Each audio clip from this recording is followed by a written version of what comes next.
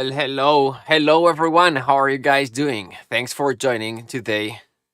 It's Please first of all put a one in the chat if you can hear and see me correctly. Let me just pull up the chat real quick. Hello. Good morning. It's it's 8 a.m. here in LA. It's cold today. Where are you from? Let me know. Awesome. One in the chat. Fantastic. Glad that you can hear me. Put the one or let me know where you're from, where you're calling, where you're joining from. It's 8 a.m. in LA. I'd love to know what time's Italy. Italy is gonna be like 5 p.m., right? California, awesome. Yeah, 5 p.m. There you go. Yep. Iceland, awesome. Thank you so much for joining. Different parts of the world. It's beautiful. It's a small little group today. I love it. I love small rooms. Give us a chance to connect a little bit better and ask questions. And we've got more time to talk and discuss. Fantastic. Awesome. Georgia. Fantastic. We've got people from Florida. India, nice, 9 p.m. All right, hey, thanks so much for joining, everyone. We've got people from all around the world, even though it's a small little room today. Thanks again for joining. Let's get started. The Just a couple of things. First, we're going to get started. Mics are muted because we are it's a small group. It's still 40 people, just to make sure that there's not any background room. If you've got any questions, please feel free to post them in the chat. I'm gonna be answering questions several times during the meeting, especially towards the end. And that's it. Let's get started. You all ready? All right, let's go. Gonna move this slightly off the screen here. And Hey, Mark, sorry to yes, interrupt. yeah. There are some lines in your screen, like I think maybe it's OBS Oh, or something yes, like that. yes. You're right. Give me just one sec. Yeah, that's right. There you go. There you go. Thank you. Like that. Okay. Thank you, Fede.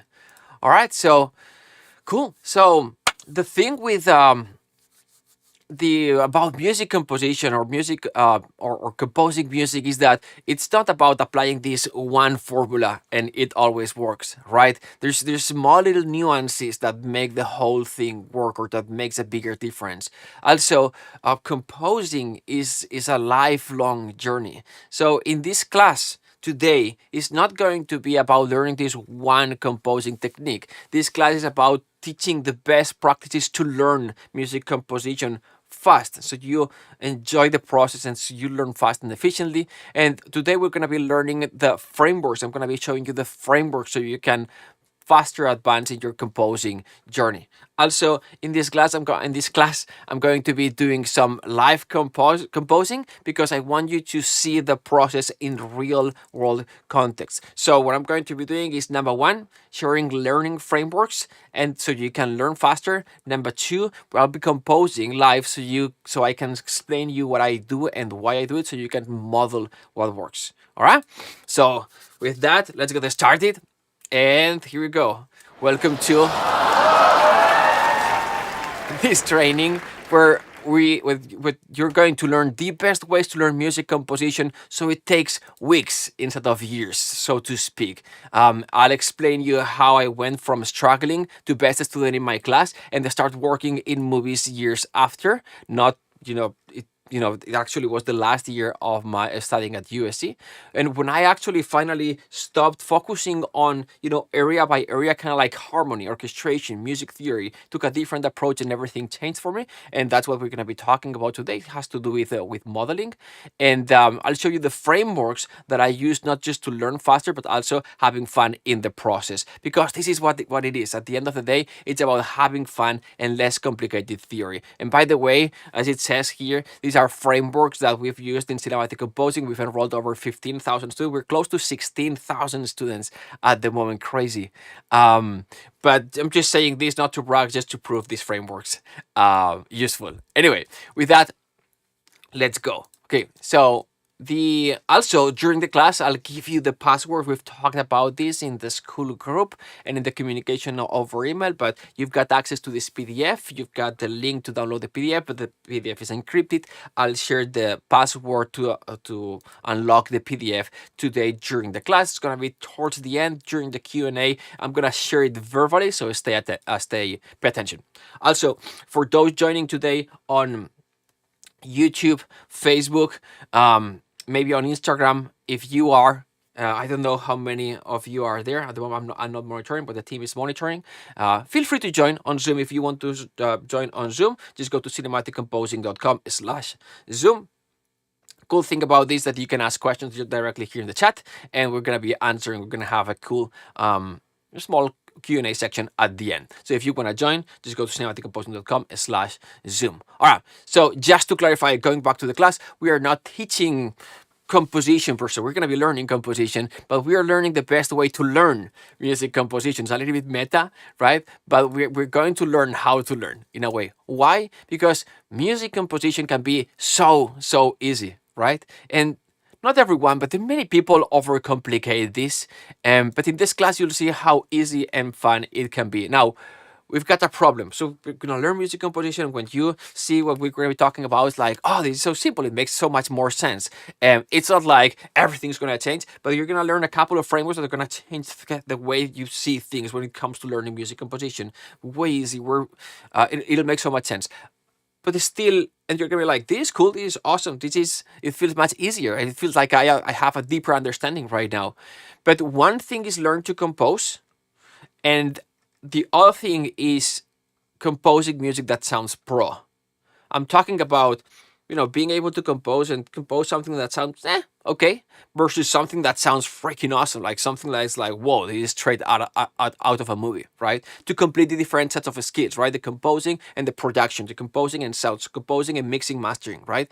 Well, both necessary, right? We need to be as composers. One of the biggest mistakes that we do as composer or beginner composers, focusing too much on the music and not enough on the sound. And these days, production value, meaning how your music sounds, is more important than the actual notes for your clients many times. So it's just the way it is. So in this class, you'll also learn how to make your music sound pro. Now, here's my desired outcome for those of you watching today.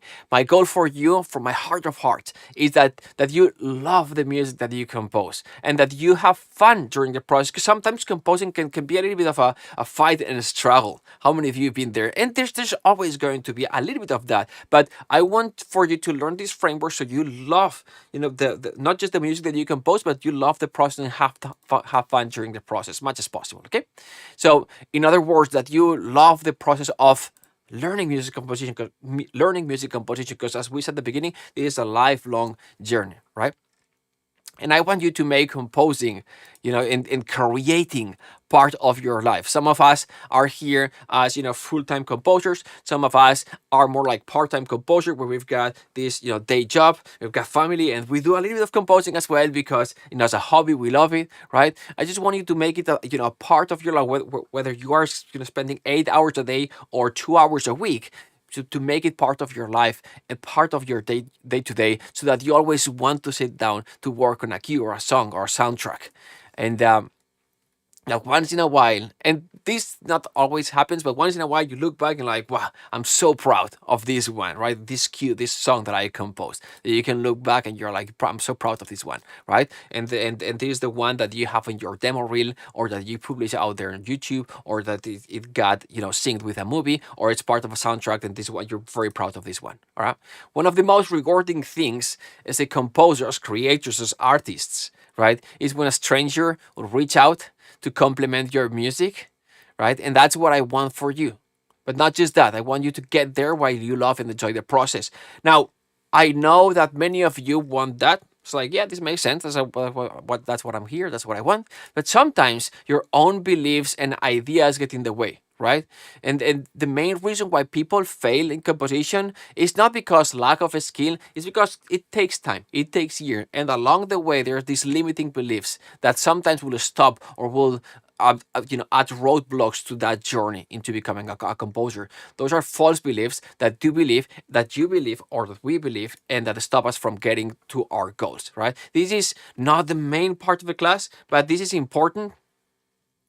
And so I just wanted to address them real quick. So number one, these are false beliefs and myths, not true. Let's talk about them one by one. The first myth is that, well, I need to, I need to know, I need to learn first music theory, right? I need to understand all the music theory in the world, that I have to be a master at orchestration, harmony, counterpoint, whatever, right? This is not true, right? You do not need to know all these things. You'll pick up some of this stuff over time, obviously, but there's so much music that you can start composing right now.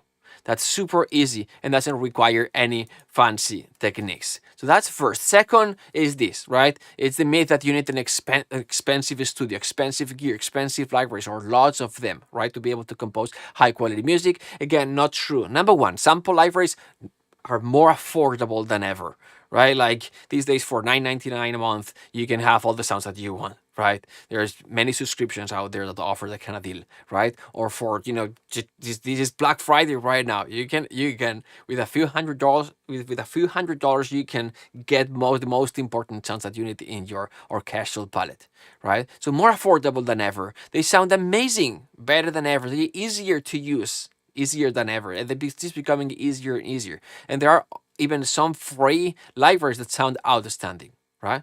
But what about the gear, right? I need gear, I need all that stuff, right? Well, computers are more powerful and more affordable than ever. That's a fact, right? Just the new uh Mac Mini M4, that thing is a beast at a fraction of a fraction of a fraction of the price that it would take to have that kind of power just 4 years ago, 8 years ago, right? On top of that, it's just mini, right?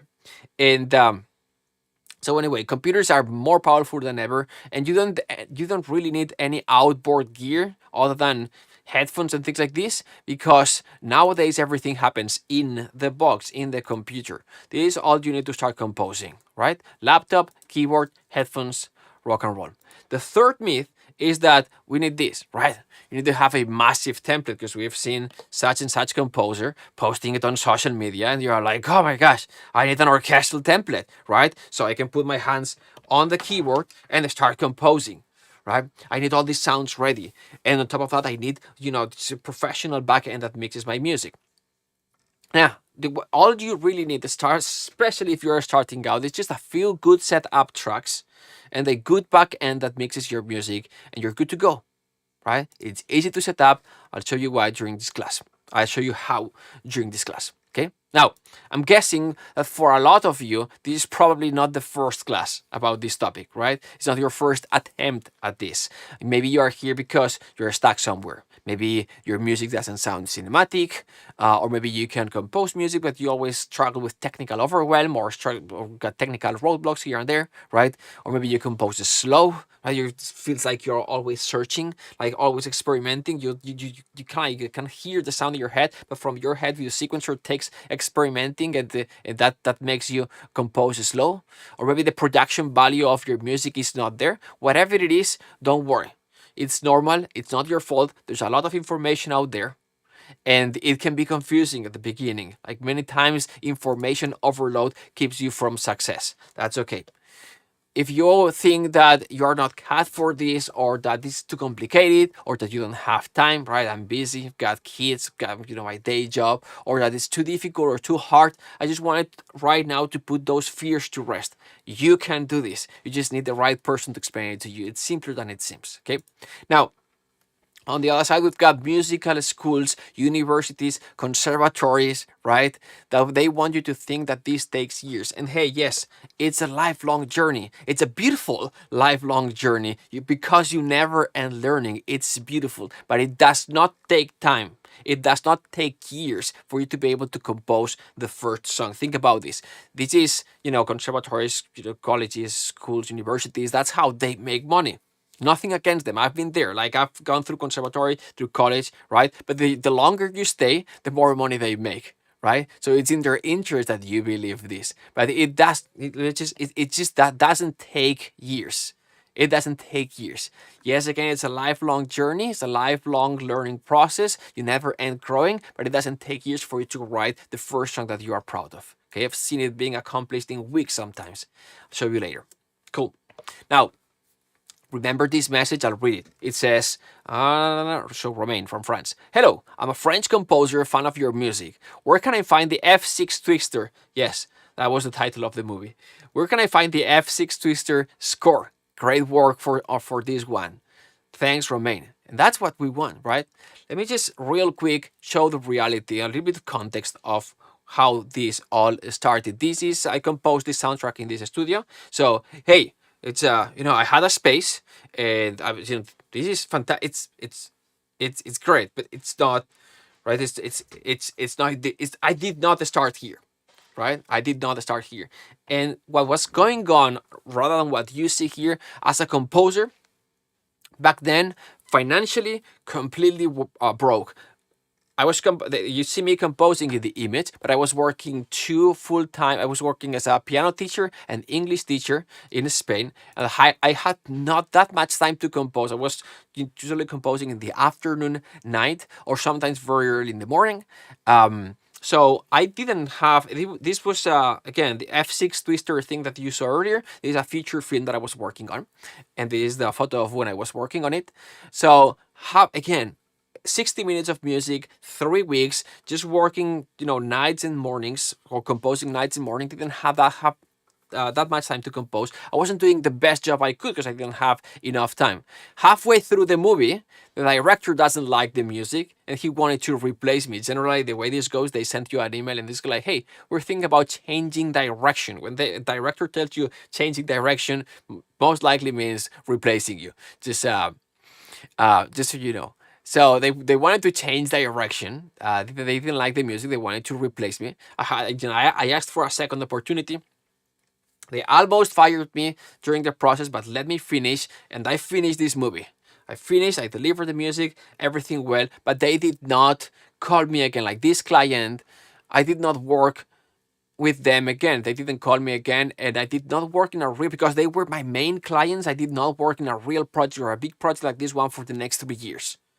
So this was my last movie. So I got this message, and like when I got this message, I was so excited, right? It was the first time that I got it. So I took a photo. But when I took this photo, I was in a period of 3 years of not being able to actually find work as composer, right?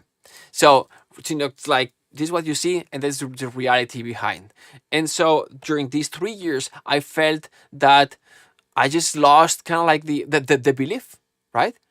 Because I felt maybe I'm just like, I was working, I was in momentum, all of a sudden I'm not working. I felt maybe I'm not good enough for this project or for this type of projects, right? Maybe I was composing on these projects because of this client, but now I'm trying to find other clients. I'm showing my music, and they're like, no, thank you, right?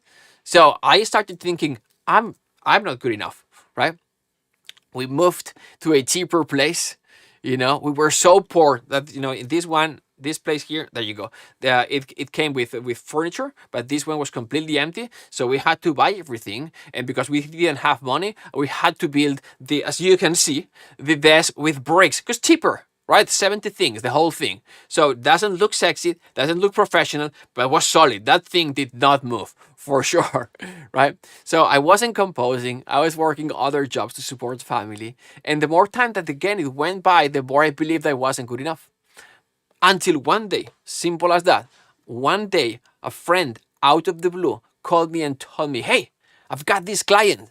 I've sent them your music to them, and they want, they want to meet you. They want you for their next project, for the next movie. It was a thriller. Go meet them. And I went there, I spoke with them, and I got the movie. Simple as that.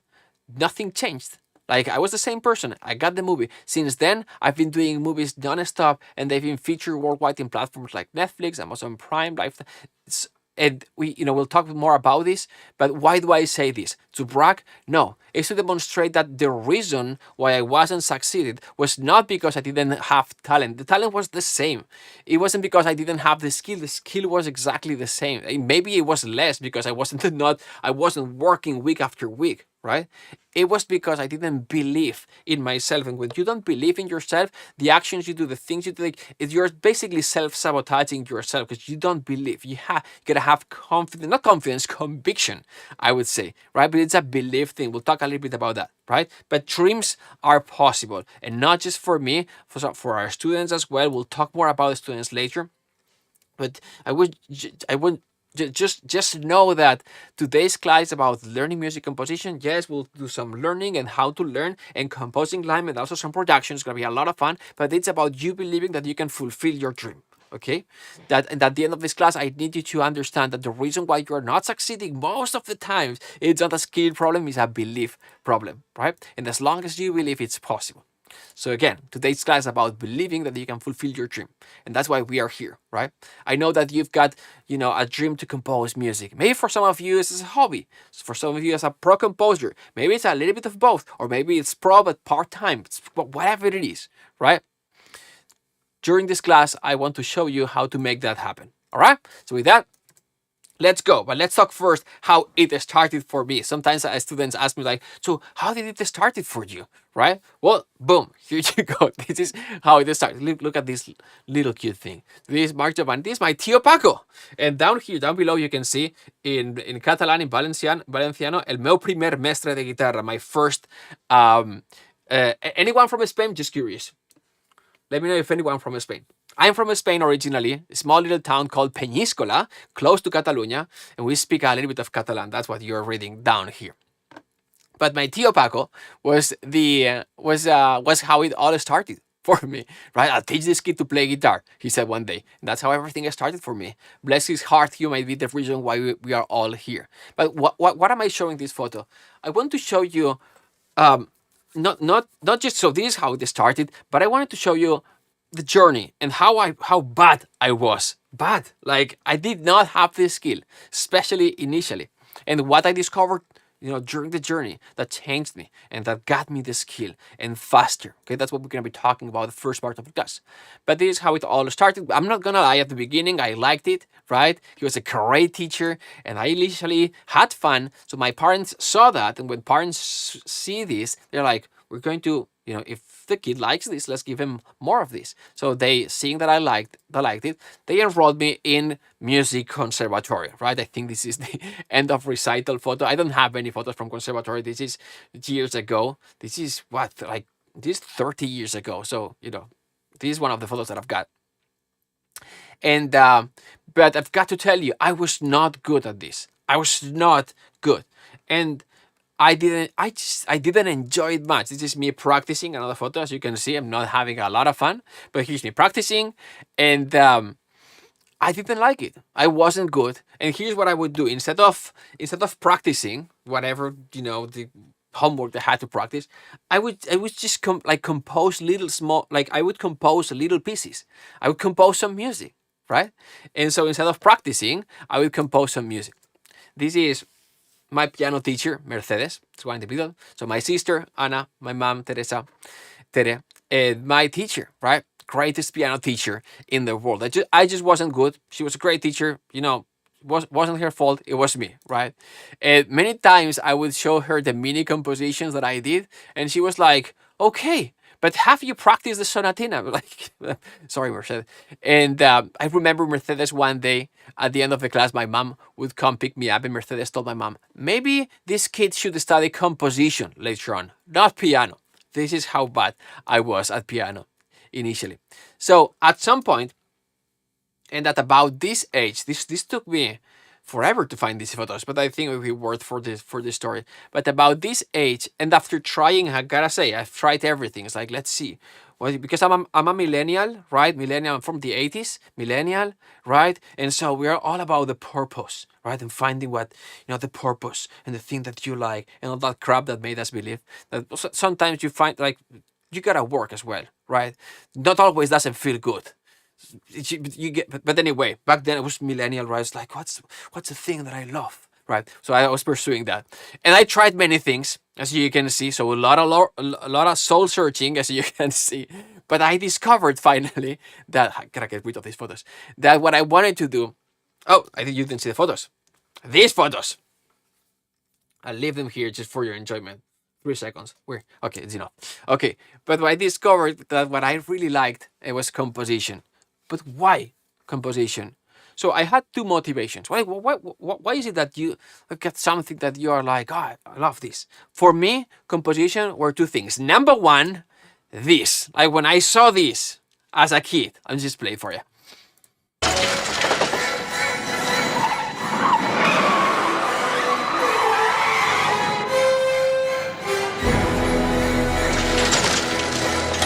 When I saw this as a like I was like, yeah, like that's awesome. Like I thought like this is what I want to do, right? Put a one in the chat if you think that John Williams rules. Let me know in the chat. Yeah, there you go. Number one, exactly. Okay, Pravasha, yeah, Andrea, there you go. Awesome. Rock and roll. We're gonna be learning some things from John Williams today, but because I've got so many things to learn from him, but because but we're gonna be learning some composition. Most importantly, because as cool as flying a bike is, composing music is better than flying a bike. Put a two in the chat if you think that composing music is better than flying a bike. I don't know. Maybe for you, maybe you've got experience flying a bike, and you're like, no, flying a bike's much better, much better. There you go. Awesome. Okay, then you're in the right room. Awesome. There you go. You know what you're talking about. Awesome. So yeah. So this was reason number one for me because I saw this and I was like, wow, this is awesome. But most importantly, I guess, since I was reinforced, I just had this belief that I wasn't good at piano, I felt that I wanted something that people would value, right? It was like, I want to create music that people listens to, that people listen to, music that makes people feel. I wanted to be, I don't know, like remembered, or I wanted to leave my mark in the world, or I just wanted to have music that people would listen to, right? And so I went, okay, where do I learn composition? Again, remember, I'm from a small little town in Spain, so closest, it's not like LA, that there's so many places to learn composition, right? But I was like, okay, the closest place was the conservatory in the near city, and so I prepared the best possible application because you have to apply to these places. It's not like it's there's like I think like 500 people applied and 5 or 7 people got in, right? I found out later on. So I prepared the best application, I composed the best piece, I wrote the letters of intention, I did the audition, and I got rejected. I was like, oh, come on, like not again. Like gotta be good at something, right? But I tried again next year, and I got rejected again. Can you believe it? And I was you know what? It's just I quit. Like maybe this is not for me. It's not my thing. I've tried for 2 years. Let's try something else. But miracle, the last minute they allowed a few extra auditing students, and there I went. And I was so happy to be there. I felt I was dreaming. And on top of that, a few weeks later, they opened a few extra spots. Like I was an auditing student, and they opened some regular spots. So I transferred from auditing student to regular student. Awesome, so I started the class, and all of a sudden, like a few weeks in, we got the first assignment. The first assignment came. The composition teacher told us to compose a song, kind of like my first commission, so to speak. Right now, just for context, this was my teacher, Maestro Ferrer Ferran. He was the most performed composer in the state at that time.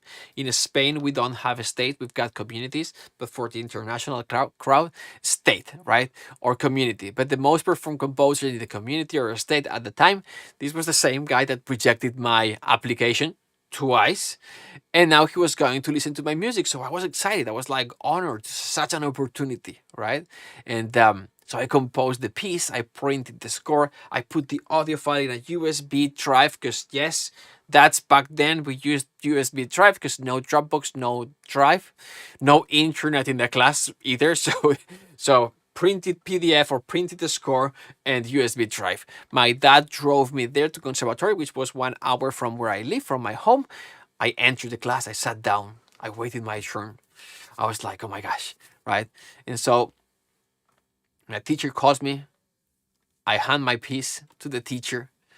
It was my chance to prove my talent, right? So he listens to my music. I'm like, oh my God, it's gonna be so good.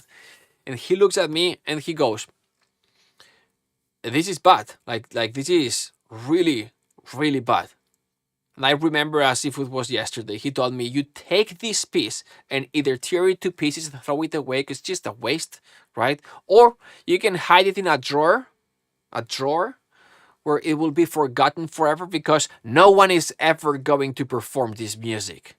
Or something like this. This is a translation of what he said in Valencian and Catalan, right? I was 15, 16, something like this, shocked. I didn't cry then. I cried a little bit when when I saw my dad, right? But this is how it all started for me. And to summarize conservatory years, fun? No. Like again, no. Like hello, it was not fun. Why? I wasn't good. First of all, I was reinforced that I sucked at it. But I was 16, 17, as I was saying at that point. So I had some ego, right? Ego, I've got two kids. They are 5 and 6, and I'm just learning that they start developing ego at that age, right? 5, 6, 7. I had 17, so I've got plenty of ego. And I was like, I'm going to fucking prove them wrong, right? I don't know how, but I'm fucking do it, right? So I stayed. Right? And for those who haven't gone through conservatory, I'll explain how the experience was for me. Different conservatories can be different, but for me, that's what I experienced. Teaching style, kind of like traditional learning, right? Like subjects were like compartmentalized areas, meaning we had harmony, orchestration, music history, my favorite one, not just kidding, counterpoint, etc. Right? It was theory, hardcore theory, no real world experience. It was all theory, books, lectures, that kind of training, right? It was not fun at all. I almost gave up at some point, but uh, and the reason why I thought to give up is because at this point, when you sometimes start thinking maybe I'm not good at this, but there's a moment where you just know, like it's not a belief, you just know I'm not good enough, right? But anyway, I stayed because I wanted to prove them wrong, and now at this point I started developing. You know what happens in life when you there are there's always you've got always two options. Like whenever you want to do in life, I was just too young to understand. But whatever you try to do in life, there's going to be a moment of struggle and resistance, right? It's obvious. You're learning a new skill. You have to put the time. And it's part of it. If you do it in a way that's joyful, that you enjoy, then that struggle you can actually enjoy it. You can love the learning process, right? But it's just the way it is. There's going to be a time of a struggle and resistance. It's just the way it is, and friction, right? You've got two options. You just keep pushing through to reach new levels of mastery, most beautiful thing ever when you get there, or you're like, oh, this is too hard, I'm gonna try to do something else, right? And it's just you go in a different route. And it's just your brain protecting you from pain, right? It's this old brain of yours. And the old, I'm not saying you're old, it's a 3 million-year old apparatus that was designed to protect you from predators, right? We don't have predators this day, but the brain still tries to protect you. And when you are facing uncomfort, brain goes like, let's do something else.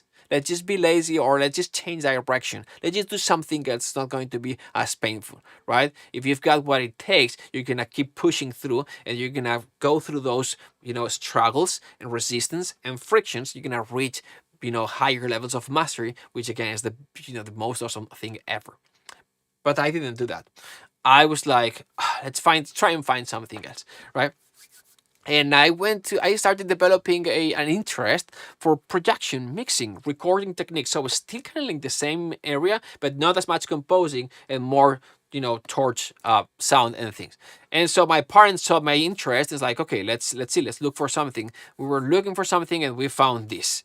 And I was like, oh, mama, I see the difference, like from this to this, right? It was a sound engineering school. Three things to notice here. This was a private school. It was expensive. It was 2 hours away from home. This was a 3-month intensive program, and if I went there, I'd have to stay away from home all week and return on weekends. That was kind of like the thing. I'm 17 at this point, and my parents told me, okay, here's the deal.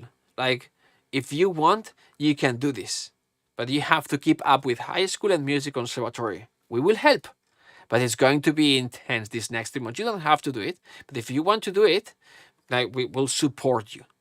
Do you want to do it? Like, bless my parents. Of course, I said yes. And these were some of the most intense 3 months that I have experienced up until this point. I've got more intense time, but up until this point was the most intense 3 months. But I was having so much fun. And I felt that I had regained my purpose, or that I found something that I loved. And so off I went. And look at teenager, you gotta see this. Look at teenager Mark, and you're proud of this, teenager turning into responsible young man. No, not really. I didn't know what I was doing, but I, so what happened here? First, it was awesome. I had the time of my life. I learned so much. And second, that thing, I learned so much. It was very, very different. It was a very different experience than what I experienced in conservatory. And so, to compare, like, conservatory again, it was there in the conservatory there was no real world training, like real world training. It was lectures, teachers speaking to students. Yes, there were practices, but not real world experience. And this school was so different. The structure was, number one, we had training, like real world stuff. Like, literally, the teacher would show how to do useful stuff. Like, and again, this is sound engineering school, so things like soldering an XLR cable, or setting up a miking for a vocal session, or producing and recording a song from beginning to end, right? And yes, I said soldering an XLR cable. I can solder XLR cable. Here you go. Just proof of it. Look how happy I was in pajamas soldering a XLR cable. They taught us also acoustic treatment. I can do acoustic treatment. And you're like, but this is not useful stuff. Like, yes, this was useful for me.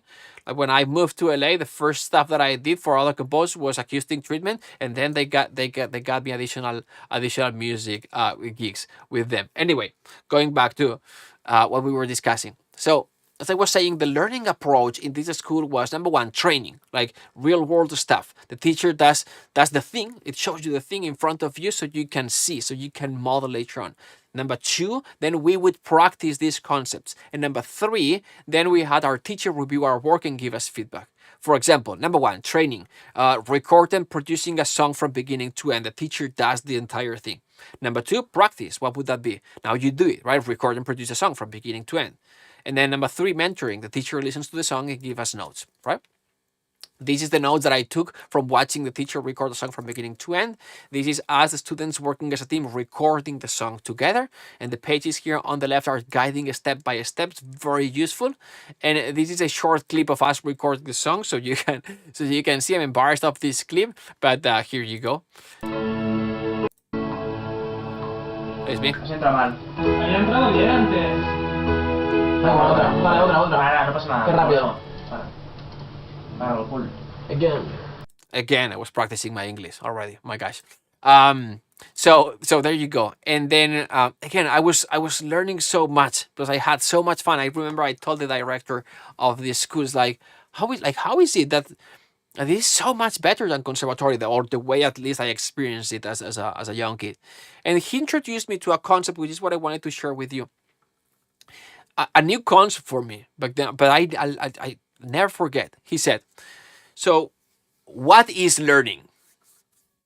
What do you think learning is? Let's do this. Put a 1 in the chat if you think that learning is reading composition books. A 2 in the chat if it's watching composition videos. A 3 in the chat if you think it's analyzing scores. So it's 3 different methods of learning, right? Reading, watching, or analyzing. So reading composition books or harmony, whatever, reading books, watching composition videos, right? Or analyzing scores. Number 1, 2, 3. 1, 2, 3. Okay, valid. 2, watching. Okay, 2, 1, 2, 3. Awesome. There you go. So 2, watching composition videos. 1, 2, 3, reading, watching, and analyzing scores. 2 and 3. 2, awesome. So Lex, nice. My belief, or what I learned back then, is none of the above, really. It's learning, and he goes, learning is it's transfer information into skill through experience. Learning is to transform information into skill through experience. Make sense? Like experience and practice is the key word here. And I explain this to my kids. So I draw for them. It goes like this. Brianna is my little one, and I go like, so see Brianna, she's 5. So mama explains you something, or your teacher puts a video, or explains you something, but that's just the first step, right? Then you put that information into practice, and then, and only then, this becomes real skill. Now you know how to do the thing, but you have to practice, my darling, right? See how it goes? And that's how you grow. This is how you grow. Make sense? Info first, then practice, then growth. I'm like, do you understand, Brianna? And she goes, it's so funny. It's like, she goes like, so this is Papa, this is Mama, this is my brother, and this is me. And I'm like, no, mi amor. This is you growing, right? Becoming a big girl, a little bit more like Papa and Mama and Papa. This is you growing, right? Okay. So back to me with the director of the sound engineering school. Miguel was his name. So what's learning? Learning is transforming information to skill through experience. Cool. And he goes, there are 3 ways to learn, he says. And I'm like, ooh, tell me more. Because I'm a nerd, as you can see. I'm a little bit of a nerd. So there are 3 ways. The first one is called didactic learning. This is traditional system. This is probably the way they teach you in conservatory, right? The teacher gives a lecture, you listen, right? And I'm like, yeah. And he goes like, the problem with that is that there's no context. And with no context, learning is slower. I didn't understand the context thing at the time, but this is what it means to me now. Let's say that, so again, problem with no context, like infinite option. Let's say, so this is the teacher explaining blah, blah, blah, blah, blah, whatever concept, right? Let's say it's A or squares. Squares is harmony stuff, okay? Or you're watching a video, right? So the same thing, it's one directional. So let's say squares are harmony stuff. Major chords, minor chords, or minor chords, major chords, diminished chords, right? Whatever, right? And this is orchestration concepts. So instrumentation, textures, harmonics, right? Whatever. No context, with no context and infinite options. Let's say that you know everything that you need to know about harmony and everything that you need to know about orchestration. Now you get given an assignment, or you get given, you're scoring a movie, you're doing the music for a short documentary, and all of a sudden you've got this scene where what the music needs to do is to support the scene and add a little bit of positive thing, but with a little bit of sadness, with a tint of melancholy. How do you do that? You sit on the piano like, okay, and trying experimenting and trying to come up with things to kind of like recreate that emotion that the director needs, or the scene needs, or the story needs, and you're struggling because you've been told all of this, but you know not how to combine them. So with no context, infinite options, that's a problem. That's how I understand it in a easy way. So that's didactic learning. That's mostly the traditional teaching type of thing. And he goes, the second way is called contextual learning. I'll just explain looking here at but contextual learning it's a typical learning by doing. You do the thing and you learn, right? It's, by the way, all of these methods he told me, I thought he was coming up with them. No, they're well documented. This was created by John Dewey back in the 20s, right? Individuals learn and grow as results of experiences and interactions with the world, right? Learning by doing. Basically, the difference with this one is you've got the teacher. The teacher is going to give you first context, most importantly. These are how you combine these pieces to, boom, gives you application. Those pages that I showed you earlier, the step by step. This is how you combine the things to get outcome, whatever, right? This outcome. And now it prompts you to do the same thing, to do the things. Like this is the context, this is how to put the pieces together to get this outcome. This is how you put a rectangle and a square and a triangle together to build a house. The steps are 1, 2, 3. Now you do it, and you as a student, you do the thing. And then you extract meaning from the experience. Super important. What makes the biggest difference with this type of learning is by experience. When you experience, right? When you do the thing, you extract meaning. And meaning is very, very important. I'm not going to get too much into there. But basically, give the pupil something to do, learning natural results. We all know this, that you learn by doing, especially arts, music, writing, painting, all these things, right? So, or singing, playing piano. Like, can you imagine just reading piano books? Anyway, so, and then there's a third type, a third way. And he goes like, the third way is the best of them all. It's called cognitive apprenticeship. And cognitive apprenticeship, I'll explain, it's very similar to the other one, but the difference is that the teacher, the expert, the pro will do the thing in front of you. So the teacher, number one, will give you the context and application, same things, like these are the components, right? And this is how to, step by step on how to put this thing together. Let me show you how I do it, right? This is done so the teacher can have their moment of ego. No, I'm just kidding. Can you imagine? No, this is done so the teacher shows you the process and you as a student is like, oh, this is so good. It's not how to do it, but I see the person, the pro, the expert doing it in front of me, and I see all these small little nuances that make the biggest difference, right? That's the first thing. That's the first cool thing about this system. The second cool thing is the comparison. Teacher will do it. Sounds awesome. It's fast. It's frictionless. It's like, oh, it's so good. It's simple. It's easy. It builds belief in you. You sit down with momentum. You do the thing that you weren't be able to do if you would have tried to do it yourself without the copying or the modeling. But it doesn't look as good. It doesn't sound as good. It doesn't feel as frictionless. There's some components that are missing, right? Teacher will get a 10 out of 10. You're going to get a 7 out of 10, right? Problems. So you extract meaning just like in the other model, but then you also have new problems. And that's the most beautiful thing ever, because the number step of this process is the one-on-one, is the mentoring, right? So this is called cognitive apprenticeship. This comes from like the traditional apprenticeship, right? Apprentice master type of thing. It's been here for ages, for centuries, right? It's just applied to arts, cognitive apprenticeship, right? This also is documented. This in the University of Illinois, this is a study of 1987. This was done in 1987 to commemorate my birth, because that's what I got born. I'm just kidding. So this is from 1987. It's cognitive apprenticeship, and the most important step is number 3. When you have the problem, then you get with the teacher and you can talk about more elevate. You can have a more elevated conversation because those problems have arisen, right? If the teacher was trying to, hey, this is how you do this. This is the application. This is how I do it. By the way, you're gonna have these problems, and this is how you solve it. First, too much information. Second, those problems are too elevated for you to even understand and comprehend what's going on with these problems that the teacher. You have to do the things first, experience the problem, and then let's talk about the problems. And that's how you get accelerated growth and you learn faster. And with faster learning, you get more confidence. You can see I'm a little bit of a nerd here. I'm getting excited about the learning model. Let's move to the next thing, but you get the point. This is the best one. Okay, so, and he goes, the teacher, right? So if learning is transforming information into skill through experience, what makes it more effective is if the experience is guided. And the best guidance that you can have is through mentoring, right? And the steps are, look at me doing it, now you do it, and then let's talk about it. Let's talk about what problems, what went wrong, what can you improve, right?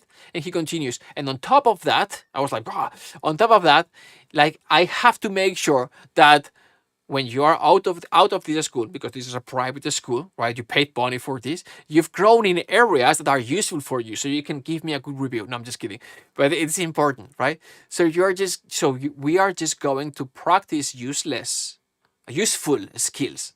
Useful skills, right?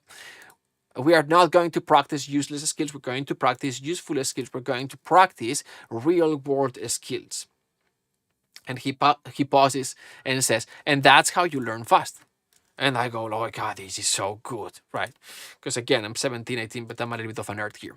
So this is the system. I learned that, and when I came back again, 3 months, go back to conservatory, and when I came back to the conservatory, I applied these type of learnings, and I went from being the last of the class, like the less skilled kid in my class, to graduating with honors. I'll explain later how this happened, but I literally went from being like the weirdo of the class to everyone wants to be my friend. Have any of you, put that one in the chat, have you seen the How to Train Your Dragon movie? I'm just curious.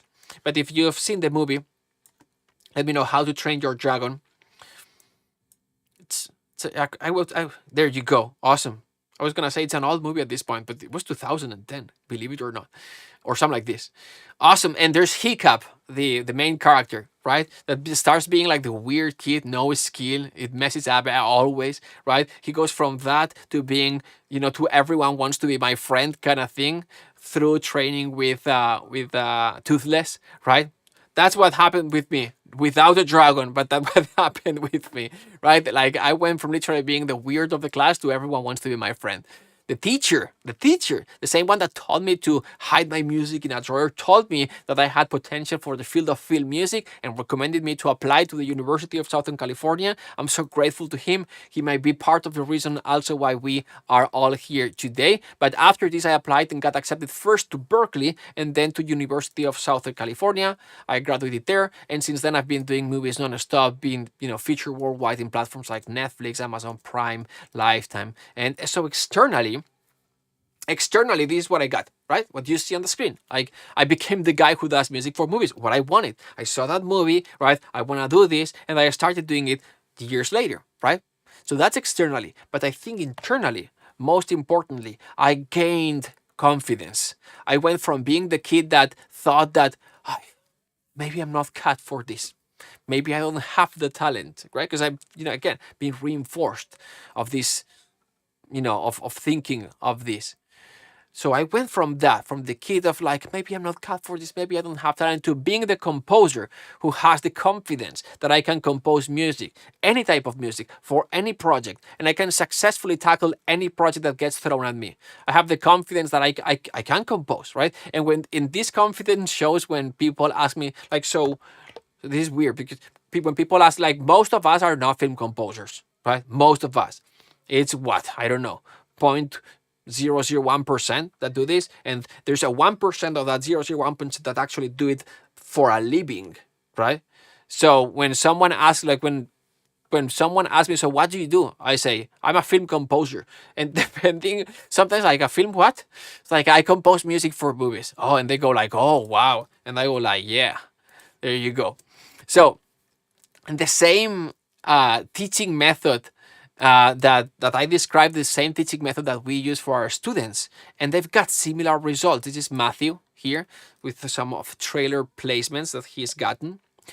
This is Nathalie, and these are some of the movies that she's done. This is Medhat, some of documentaries. Obviously, with 15 or 16,000 students, we've got hundreds and hundreds. I'm just showing these three to not bore you. I'll show you more later on if you want. But we've enrolled our student 15,000. Like that was like a month and a half ago. We're close to 16,000 now, as I was saying. And our model, this framework, or rather this modified framework for cognitive apprenticeship, we call it the music composition mentorship. It's a very creative name, I know, but it's just basically what it is, right? It's music composition mentorship, a framework that I'll explain in a second, so you can also learn faster. And we'll talk about this framework in a second, but this is the way. Everything else is slow and painful. This is the way. The Mandalorian. This is the way.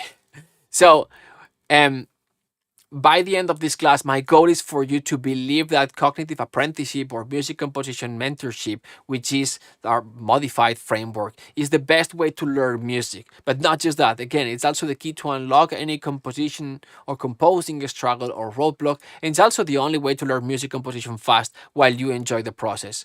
And I'm going to show you our frameworks that will make it simple and easy and fun to learn music composition and grow as a composer. Recognize this guy? Who's this guy? We've talked with the last soundtrack that we mentioned, that we discussed. The last movie was composed by this guy. Anyone recognizes him?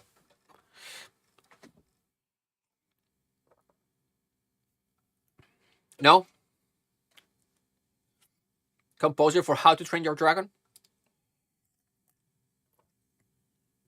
You can cheat. You can go on Google and do a Google search real quick. There you go. Start with a J. Exactly. John Powell. Yes. Mikhail. Rock and roll. John Powell. Okay. Yes. John Powell. So composer for John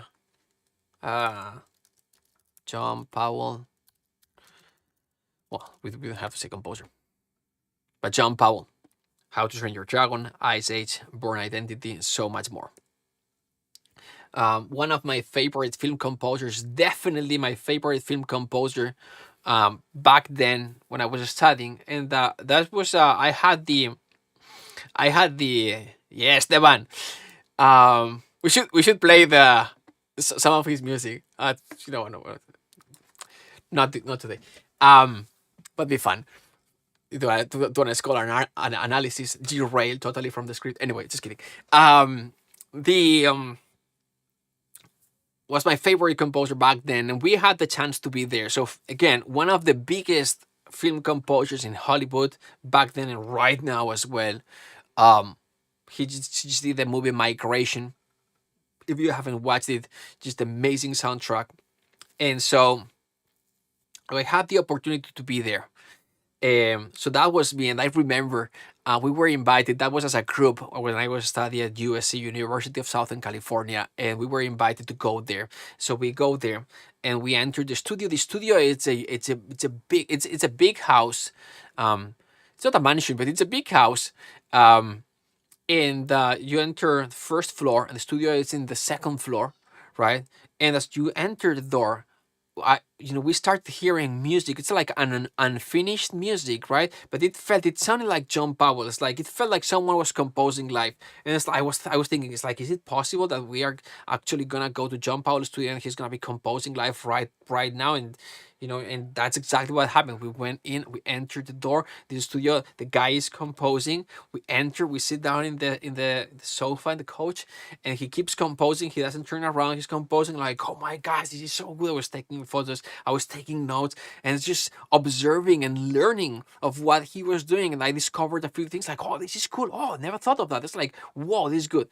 He stops, he finishes the section of the cue, he turns around, and he goes like, have you seen? It's like, oh yeah, be paying attention, right? It's like, okay, now you do the same thing.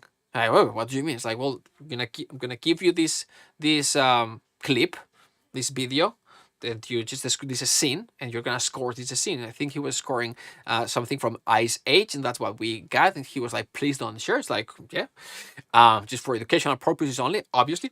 So, and boom, we scored a clip. And imagine when you are doing that, it's like you've got your master, you've seen someone compose such a high level, you've learned so much, now you model, and now you're composing something and it's going to get revealed by this person. You're going to push the boundaries. You're not going to do what you're used to do. You're going to push the boundaries. You're going to show what you're capable of doing. Plus, you've seen things that you didn't know. You're like, oh, I'm going to try these things. For example, for me, one thing that happened is he was composing, right? And on the other side, he was like, oh, orchestral hit. He was like, boom. And, he hits the keyboard. It's like, boom, orchestral hit, right? It's like, where did that come from? He opens the patch like, oh, it's a layered patch. It's a stack of patches. So we've got the woodwinds, brass, strings, all the percussion. So she just puts the hands of keyboard, has all the orchestral sound. And I asked, like, you've got, pre-orchestrated patch. Well, you've got the stacked patches. And he was like, yeah, it's pre-orchestrated patches. So I don't have to spend 15 minutes orchestrating the whole thing. Just do this and boom, right? I have to move fast. I'm like, this is genius. Why never thought about it. And so I obviously they did the same thing and like recreate the same thing. And so like this is an amazing experience. Just who would who thinks in the chat that this would be an amazing experience? Like this would be freaking awesome, right? And the cool thing is that when you sit down with John Powell, there you go. When you sit down with John Powell, it's like you can have a more elevated conversation, but like the more elevated problem arises when you are composing, you experience problems, you can you can tackle those problems, right? It's like the making thinking tangible that we discussed earlier. This happens as well. Let me show you. This happened recently. So I have it here. So there you go. So context. My kid plays soccer, right? at a low entry level. He's 6, blah blah blah, and there's this thing. It's all volunteers and thing. But there's one day where they play soccer, they train once a week, they play a game once a week, blah, blah, blah, and once a quarter they take a photo, whatever, right? Take a photo, and so there's this big massive thing, like lots of parents, lots of kids, the kids taking photos, blah blah, the whole thing, because then they give you a photo. But so we go there, we spend 2 hours, get the photo done, then we leave, and when we leave, right, there's this thing on the car, boom. Right, and I'm like, okay, I see, and I put it here just so you can see. I put it here, but it says develop your game. Now these girls are a little bit older. They might be like, I don't know, like 10, 12, I don't know, right? And it says, because this is targeting. Sorry, this is targeting who? It is targeting people who's already done the practice a little bit and that has done that thinking a little bit more tangible and sees more elevated problems. When those more elevated problems arise, then this is what this messaging is for. Okay, and it says, and it says, develop your game, right? Small group private training, improve your technical skills, develop better decision-making skills. And I was like, oh, better decision-making skills. That's exactly what my kid, the problem is having. Like the kid can kick the ball, but he doesn't see what he has to do. It's like, open, right? He doesn't see all these things. And here is like, develop better decision-making skills and hence soccer IQ. Oh, wow. Okay. And he says, trainers, this guy here, and then this guy here, Gus, semi-professional player. Exactly. Someone who's been there, done that before, who can give you the solution to the problems that you're experiencing. So hopefully this makes sense. Anyway, let's move to the beginning of the class. But at the end of this class, again, during this class, my goal is to get you to believe that cognitive apprenticeship or music composition mentorship, which is our modified framework, is the best way to learn music. Right? Plus, it's the key to enjoy and love the process. And with this, let's get started to the 3 frameworks that I want to share with you today, right? To faster learn music composition. So these are the 3 topics that we're going to be covering today. Number 1, how to learn from the source to speed up your training. Number 2, how to find good source material to deconstruct it and model it. And number 3, how to find a mentor to review your work to take your music to the next level. This so you can learn by yourself, okay? And then finding the mentor is the last step, but it's super easy. I'll show you. Again, I said this at the beginning. By the way, if you're on Facebook, YouTube, there are spots here on the Zoom room. Hop on Zoom and you'll be able to ask questions directly. Just go to cinematiccomposing.com/Zoom. So pretty simple. So let's start with number 1. So how to learn from the source to speed up your learning, right? How to learn from the source. What are we talking about here? So what we're talking about, instead of learning music composition starting from, let's study music theory. Why? I don't know. I watched a YouTube video that says that I have to start with music theory or harmony or orchestration. What is it most important first? Harmony or orchestration? Melody writing or counterpoint? Music theory or just, I don't know. It depends on the video. Depends on the the algorithm. What video shows me first, right? So, no. What we say, like, music is practice, right? So learn from the source first. If there's a skill that you have to develop to be able to learn from the source, for example, I need to develop ear training or reading music, then that you'll have to learn. But how to learn from the source to speed up your learning, right? A little bit of context so you understand where this comes from and why I learned this and why I think this is important and how I became to understand this. This is, I started in 2016, real quick. Ali and I moved to LA to pursue my career as a film composer, right? Our survival plan, it was the most elaborate plan that you can, that you can ever create. I was teaching at Berklee part-time. Okay, good. Okay. And I had some composing projects aligned, and we know, like those who have worked as composers here, you know that when you've got a composing project aligned, it's happening. It will never get pushed back. It will never get canceled. So I thought, like, okay, I've got this Berklee thing. I've got some composing projects aligned. Okay, rock solid. Let's go. And we had some savings, like working as teachers in the past 6 years in Spain. And after paying the lawyers to process my artist visa and paying for the flight tickets, we had a whopping amount of $12,000. A lot of money. But with that, we moved. And 12,000K plus 3 suitcases, as you can see here, and 1 computer, because that's what composers do. We travel with our computers, no matter how big this is. Like this is a good example. This computer back then, I'm derailing, but a Mac Mini M4, it's this size, and it has twice the power that this computer has. Anyway, so this is our belongings. Upon arrival, we had two big expenses. We needed two things. First, a car to move around. Don't think this was our car. This was our car, our sexy 1999 Buick Le Sabre. 200,000 miles on it. This is in Europe, more than 300,000 kilometers. We bought it for $3,000. Okay, first big expense. Still cheap, but it takes us places.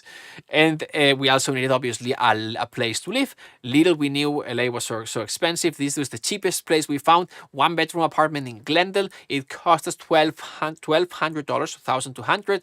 But because we didn't have credit score, it's a beautiful little thing that they have here in the US, credit score, right? We didn't have credit score, so we had to pay 2 deposits plus first month. We didn't know this was illegal, but hey, we had the place. We paid $3,600. We just moved and we have less than $5,000 left. But hey, we'll figure it out, right?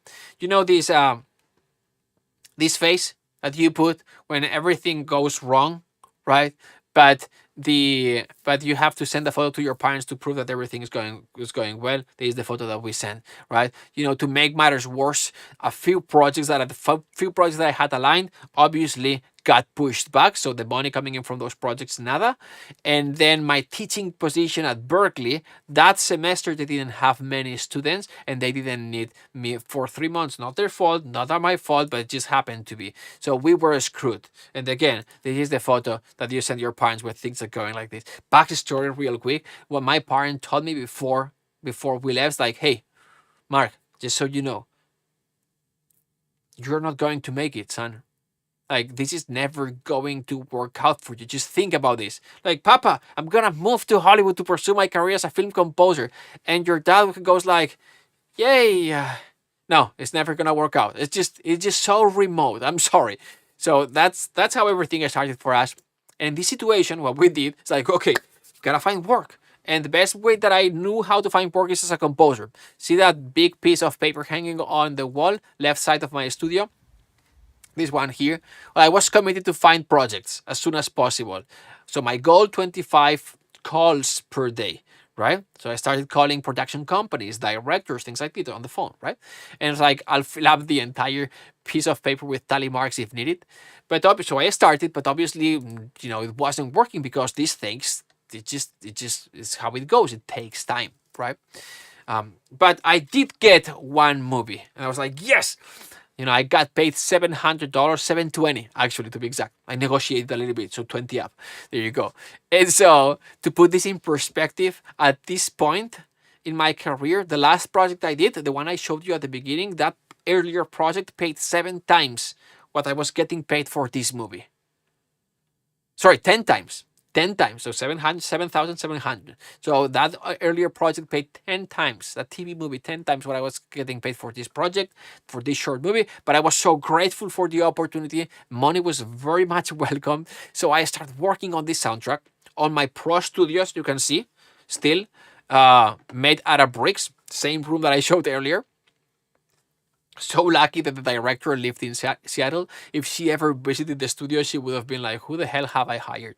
But anyway, I started working. And let me explain you. This was a short movie. Short independent movie. The difference between short movies and pro movie, or, you know, independent movies and maybe more commercial movies, let's put it this way. There's many differences, right? It's the time, it's many things. But there's one thing, it's temp track, not temp track. Most of the projects I work on, they're commercial projects, TV movies, series movies, etc. They come with, they send me the movie, the video cut, and then on top of the video comes with music as well. And this is example music. It's temporary music that's used for 2 things. Number one, for that lock cut to get approved by executive producers, right? And then also, and most importantly, or equally as importantly, the music is there to guide the composer on what type of music you've got to write, emotionally, intentionally, you know, ins and outs and things like this, right? So, good and bad things about temp music.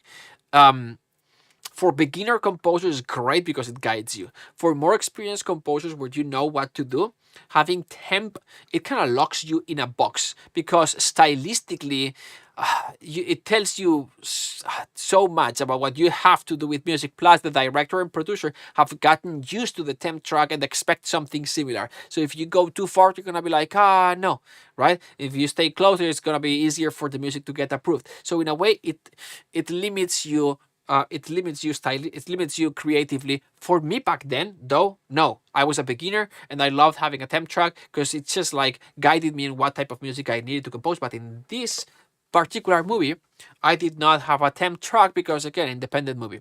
And so with no temp track, I was struggling. So I sent I sent the first cue and she didn't like it.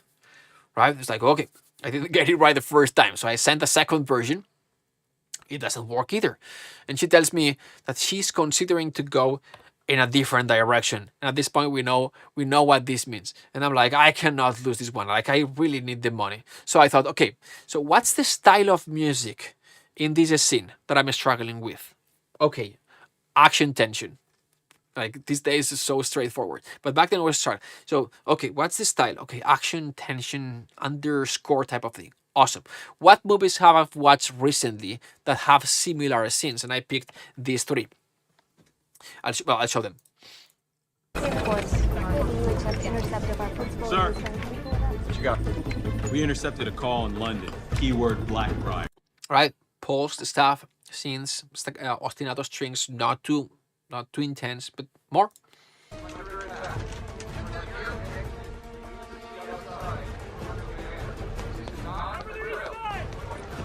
So similar as well. It's a little bit more intense orchestration, but similar type of tempo, rhythm, pulse. So a little bit more developed here. Another one.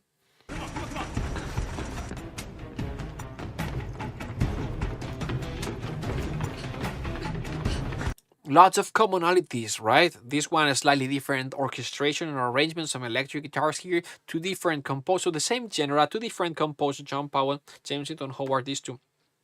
This is Jason Bourne, and this is Salt.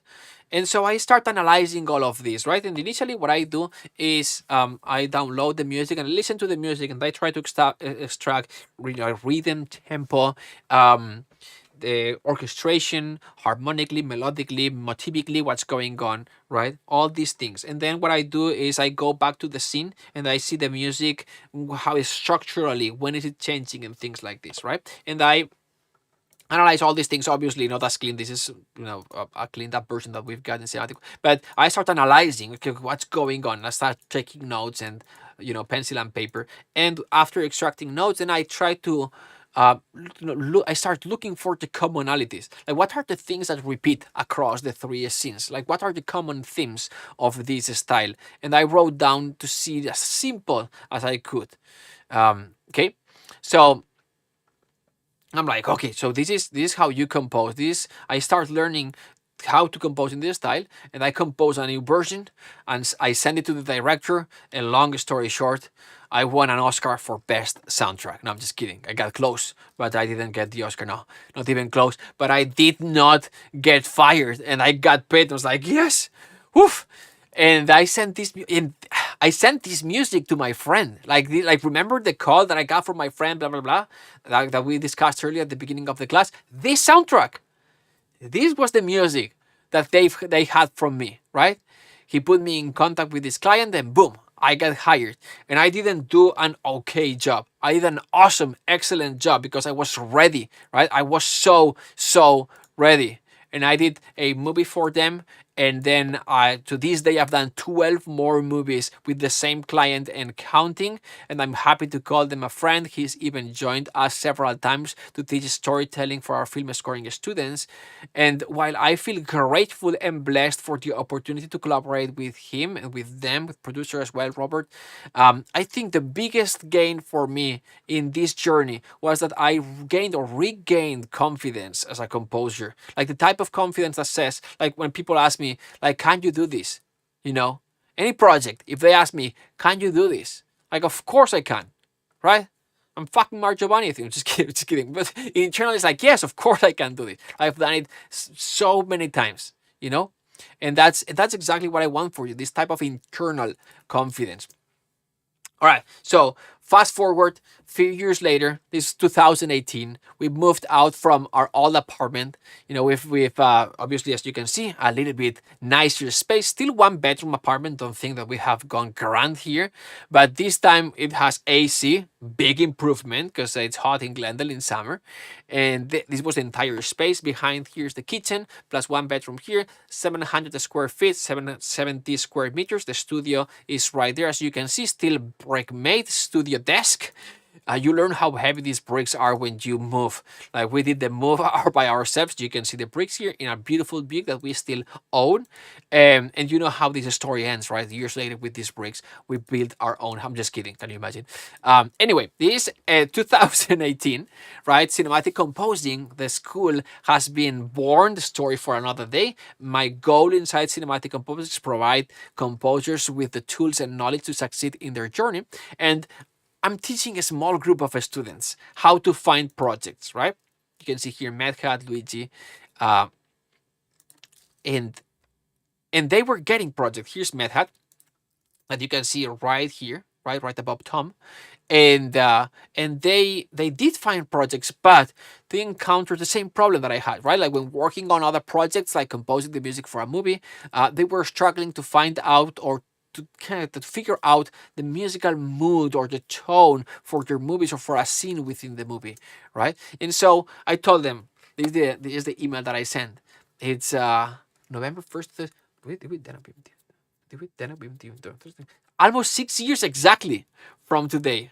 A few days off. But I sent this email that changed everything. Basically, what this email says, if you read, it's like, hey, I'll give you this PDF. These are the recipes for the most common film styles, right? So that's number one. Number two, then we're going to do a class where you'll see me composing in these 12 styles, right? I'll sit down, I sent this email.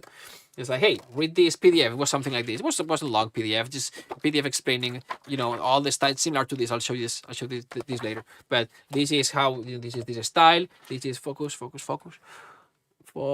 There you go. So this is the style, for example, adventure hero. This how so harmonically. There you go. Harmonically, melodically, tempo rhythm. This is how, if you were to focus, there you go. This is how you compose in this style. This is orchestration. This is the step by step examples, etc. Right?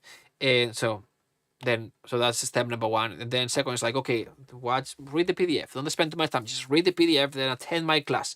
And what I'm going to be doing is I'm going to demonstrate. I'm going to compose in these 12 styles. It's going to be a 4 hours class. You watch me doing the thing. And then what I'll do is I'll challenge you to compose in 2, 3, or 4 of these styles. Then bring your music and I'll review your music. And that's pretty much how everything works. When I was composing, they could see my sequencer. And then everything, my hands and everything. And then I asked them to compose their own music. They brought it to me. When they brought the music to me, I thought this would help, but I was blown away by the results. Like these students obviously they've put their time but with these 4 hours, they've learned more than 4 hours of me explaining this to them and them practicing than it would usually take me years to teach other students using traditional methods. So this just speed up the process so much. And I was like, oh my gosh, this is the way, right? This framework helped us develop and launch many other courses and programs that had way better success rates and delivered faster results to students than other courses that we've created. But most importantly, for me, this framework gave me the confidence that I could better help other composers. Okay, and this is the framework that I want to share with you. That's why the longer story. Want to see the framework? Let's go. This framework takes people from complete beginners to be composing music in weeks. And this very so simple.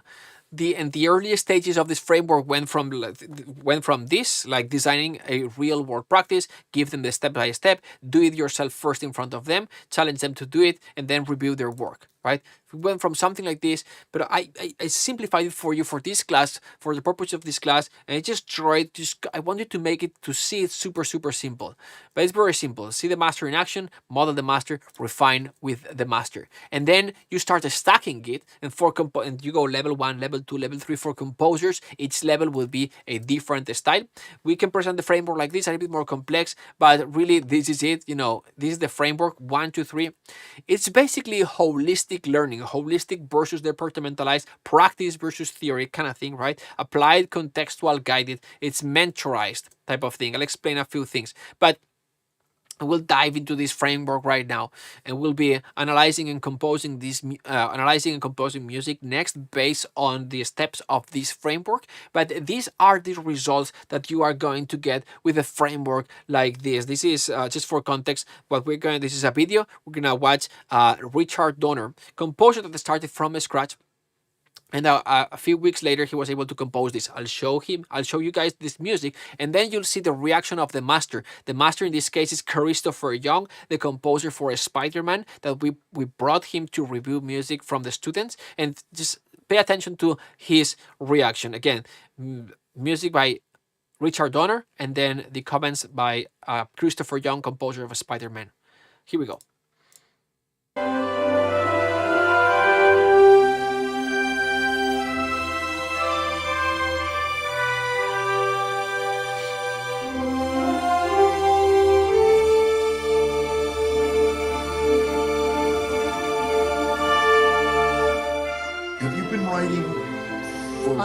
I started with the pandemic. I had never written a note before the pandemic. Well, you know what?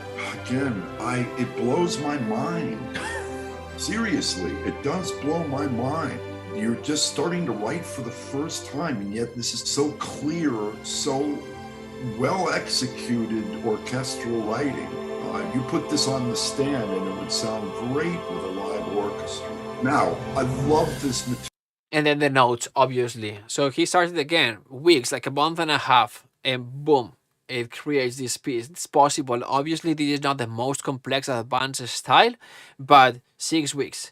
Boom, here's another example. For 6 weeks, the next step is improving, mastering, and then getting projects. And here's an example of Emilia, getting projects. Hi everyone, I'm Emilia Takajava. I live in Finland. Just a few days ago, I received a phone call and I got my first it's a Finnish children animation movie. They called if I could score the movie, so woohoo, on my way here. Yeah, so that's kind of official first movie for me. And that's great. And I feel like, everything I have learned.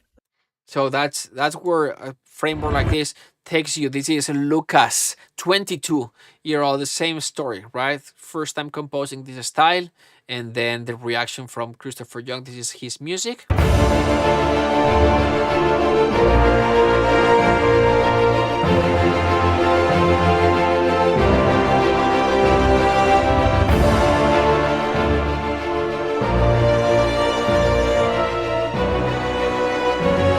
So you're 23, yeah? 22.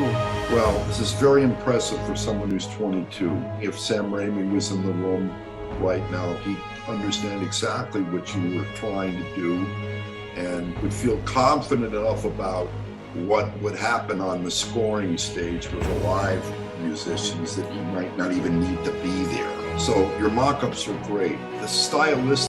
And he continues with the notes. But basically what he's saying is like because Christopher Young did the music for Spider-Man with Sam Raimi, knows the guy. It's like if Sam Raimi was here, he'll feel confident enough of what would be going on the screen that he wouldn't need to be in the scoring stage the day of the recording. Like, this is awesome, right? Because of like this orchestral writing would work so well on the stand. But anyway, now, so this is what the framework does.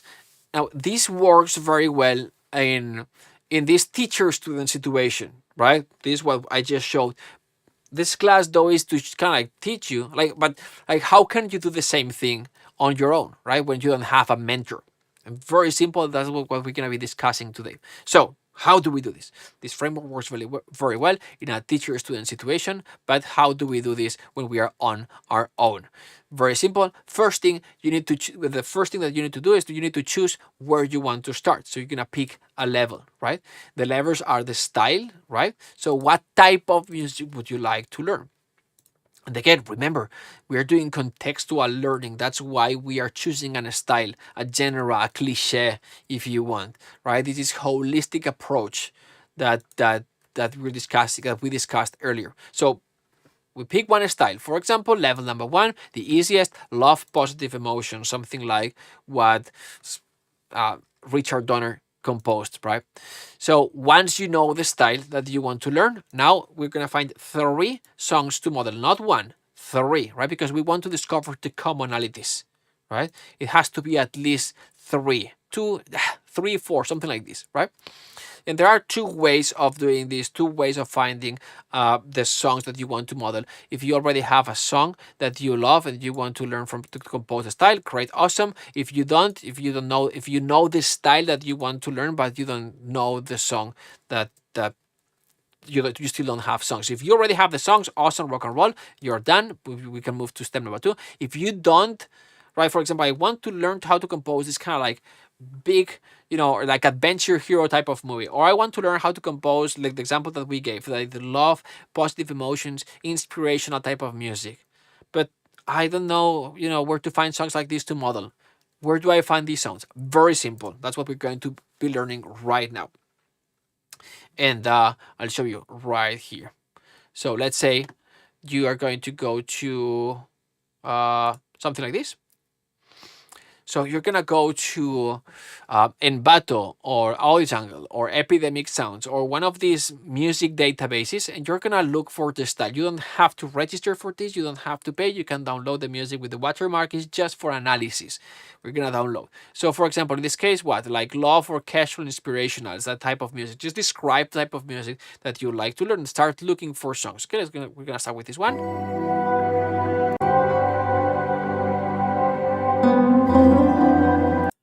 Next.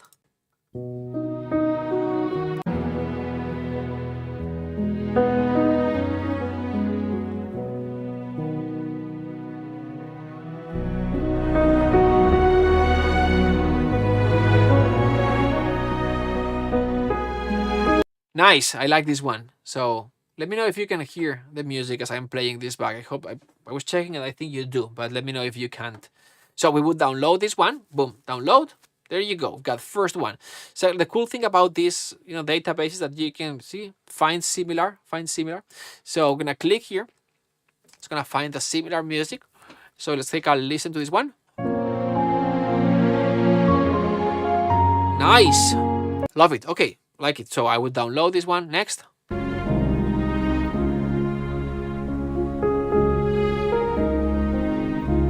Yeah.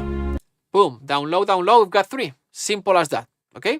So now let's move to the next step. And now that we've got the 3 songs, it's time to learn, right? Remember, we're still here. See the master in action. But because we don't have a teacher, we're doing it ourselves. And the first thing we've done has been understanding that the best way is to learn from the source, right? Next, we have found good source material to model the 3 songs that we just found right now. And now we're going to move to the constructing and modeling, meaning we're going to analyze how the piece has been done, was created, the 3 of them, right? And for those, and here's where like you can say, for those of you who don't have musical training or music theory or ear training or don't read music, don't worry.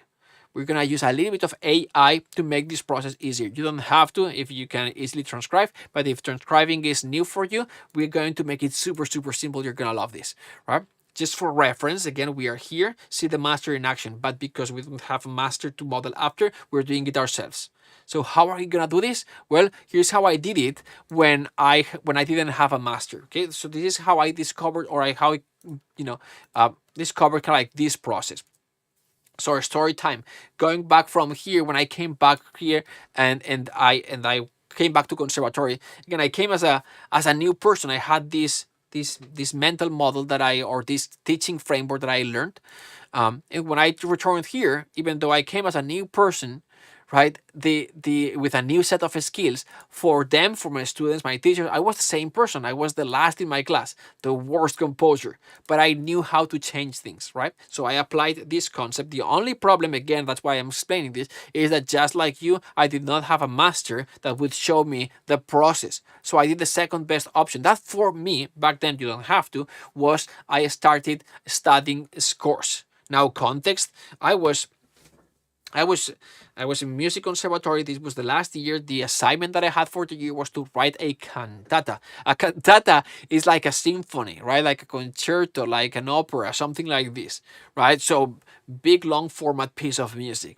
And so we had the entire years for like 45 minutes of music. So for me, the closest thing that I could model was long form type of classical music. Again, symphonies, concertos, other cantatas, operas, ballets, things like this. And that's what I did. And I studied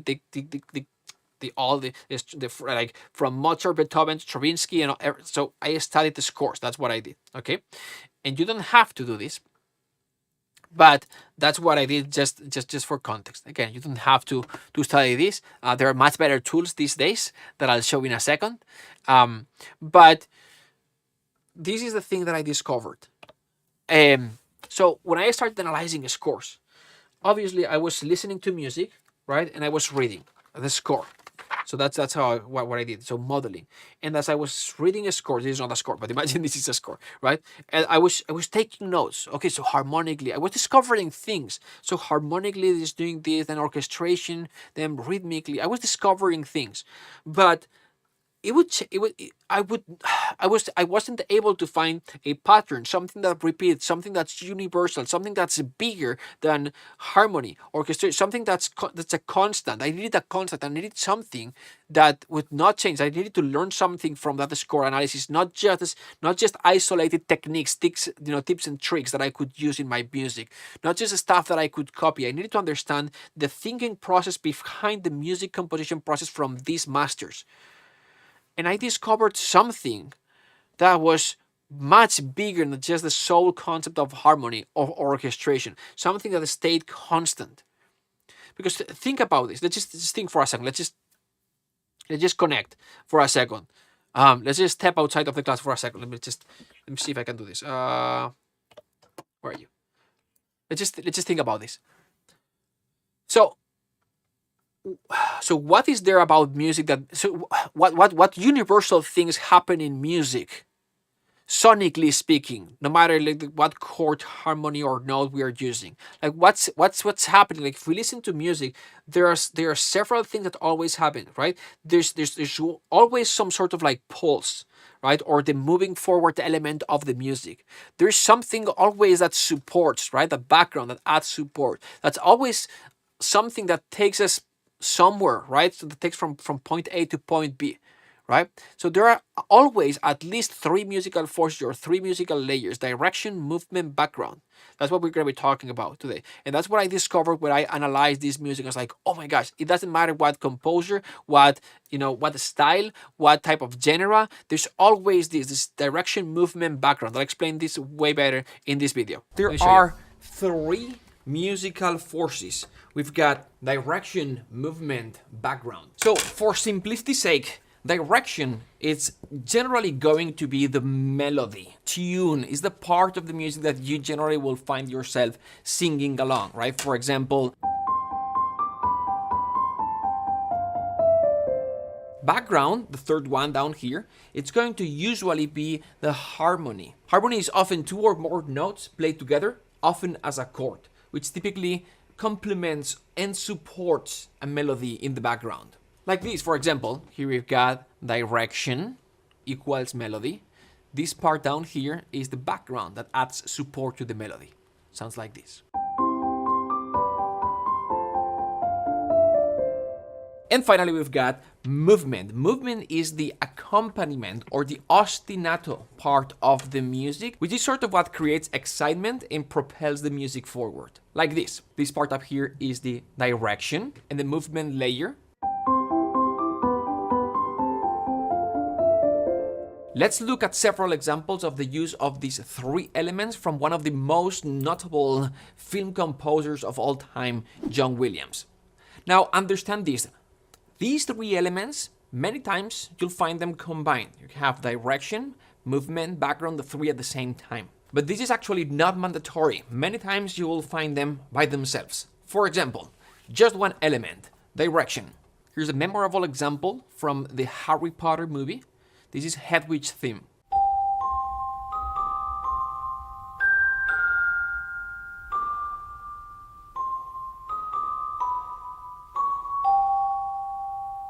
Now the next example is going to be two elements combined. In this case, direction and movement, melody and an ostinato.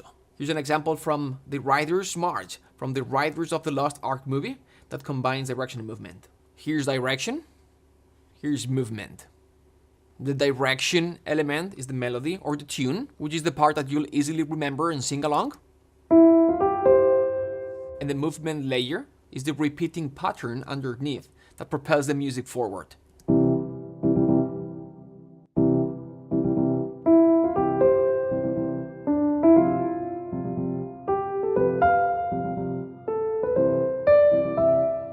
So in the last example, we combine direction and movement. This one, the next one, we're gonna combine direction and background, still from the same movie. This is Marion's theme. Here we've got direction, and this part underneath is background. Remember, for simplicity's sake, background is going to equal to harmony, which is the part of the music that is going to give support to the direction element. So here's direction.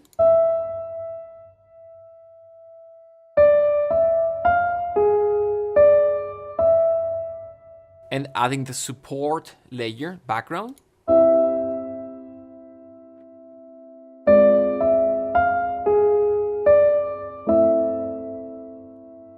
Typically, we're gonna have the strings playing this background part of the music. If we replaced the piano for this part here, it would sound like this.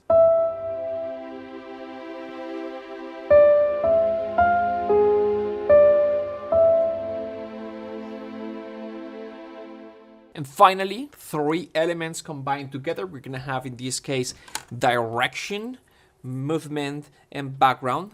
Direction being this layer up here, movement, this one here, and then background here.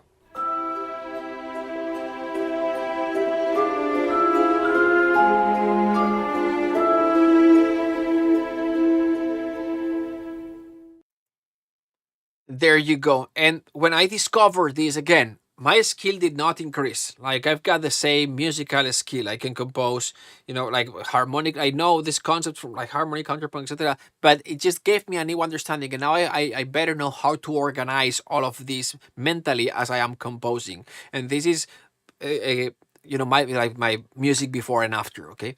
But again, with a context of conservatory, so this is very classical contemporary type of music. But still, you'll be able to hear the difference. This is the piece, at the beginning, you're going to hear the last piece that I composed before this understanding, and then the piece right after this, understanding these concepts. So this is before. And honestly, I didn't know what I was doing, like trying to figure out how to combine harmony, melody, rhythm. Here's the flutes, oboes, bass clarinet here, some strings down there. So from this to this.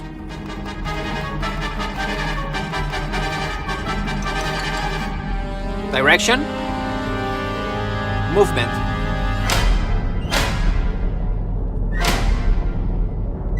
background,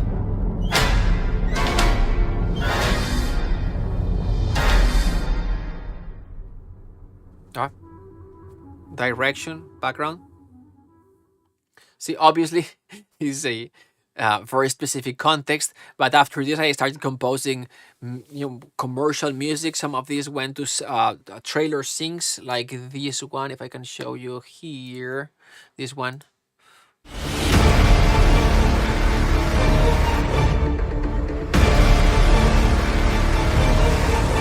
But same thing, right? We've got directions, the big Brahms here, and then we've got the small little pulse going right under it, type of thing.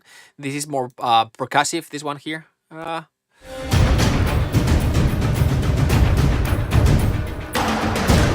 So basically movement, that's what it is, and a very soft background at the end that we can't even hear. Then moving forward.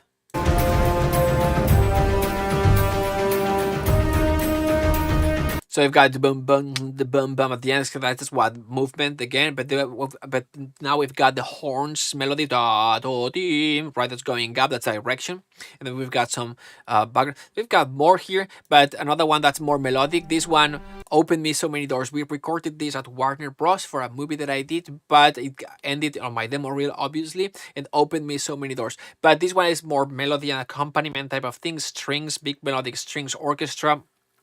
You're gonna see One Direction with supporting strings background, right?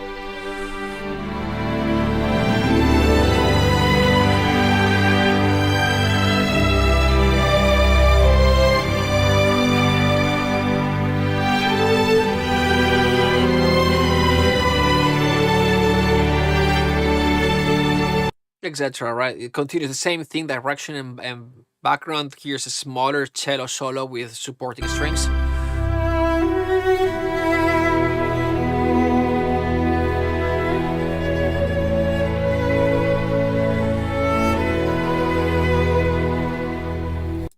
There you go. So just a few more, I would say, commercial examples of this. But moving forward, this system, so like other composers that have used this system, I love these comments. Hey man, I made techno, and these three musical forces concept made more sense than all the other shit I've come across the years I've been practicing the art of making music, mental models and structure. That's exactly what it is. This helped to see how filming music is structured. This basically gives a structure in like standalone music or film music or music for media. These three musical forces concept, the confusion about the scale, melody and background was cleared. Exactly, it's not the confusion, like you can understand these more abstract concepts, scale, melody, harmony, etc. But when this system gives you kind of like the container and how to organize the different elements, right? Three musical forces make way more sense to me than anything else that I've read, music theory or production. Couldn't figure out all, how to fit it all together, but now I'm starting to. I love this one. This is 110 likes.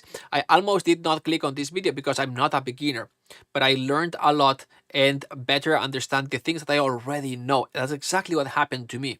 I already remember that was my last year of conservatory. There's a lot of years studying music, but this helped me better understand the things that I already knew.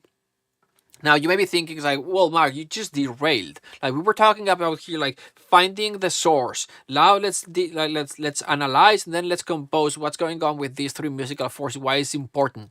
Why is the three musical forces important if we are here to model a song, right? So it's very simple. The three musical forces framework helps you understand how a song is built and helps you model it, but it's going to make it way easier. Basically, you're just going to listen to the song. We're going to do it right now. You're going to listen to the song or to the piece or to the cue that you want to model. And now you're just going to focus not on the entire thing. You're going to focus on one of the elements, right? And see what the music is doing inside that element, like this. So we're going to analyze a song. It's one of the most important parts of the class, in my opinion. But it's a really, really cool thing. For some of you, maybe this is new. Pay attention. It's really cool. It's a video. It's cut and edited, so it goes faster and we go straight to the point, and you get the most value out of this class. Okay? So we're going to hit play and disappear from here. All right, so this is the checklist on how to model a musical style. If you're experienced, we're going to do this by ear, if you've got musical experience. If you are a beginner, we're going to use AI. We're going to start here. We're going to do this process 3 times, 2 using AI and 1 using our ear. For this exercise, we're going to be modeling a love cue, music that sounds like positive emotions, love. And for this, if you look up here, we selected 3 cues. The first one, Forrest Gump, Alan Silvestri.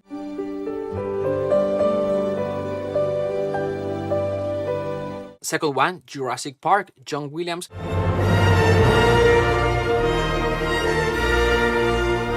The third one is John Powell. This software in particular is called RipX, but there are many others out there that do the same thing. Essentially, what this will allow us to do is to drag a song, drop it here, an audio file, just an audio file, drop it here, and it will separate the different instruments, and it will tell us which notes each instrument is playing, like this. We're going to start with the Forrest Gump song. It sounds like this, we're all familiarized with.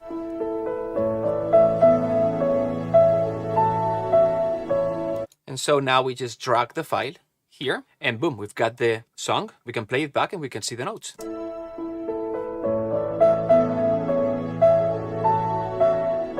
On top of that, we could isolate just the piano, for example,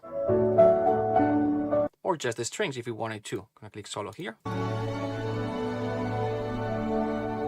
And this is very important for what we're going to do next, which is to see what the direction layer is doing. We've got direction, A to B, movement, the motor of the music, background.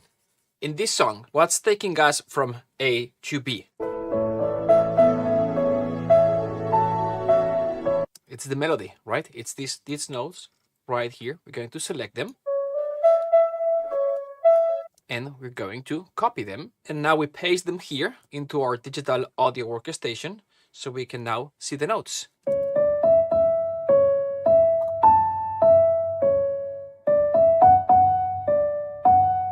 So we identified the direction layer without having to transcribe the notes ourselves. Now let's move on to the background layer. Let's see what this one is doing. Coming back here, we're going to select the strings, this layer here. And same process, we're going to select these notes. We're going to copy them all the way up here, copy. We paste them, and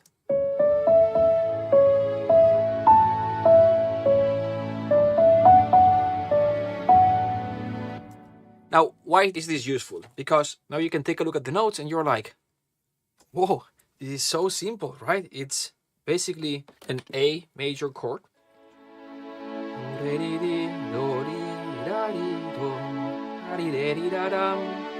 D major, right? D. Then B minor. So B minor. And then E major. 2.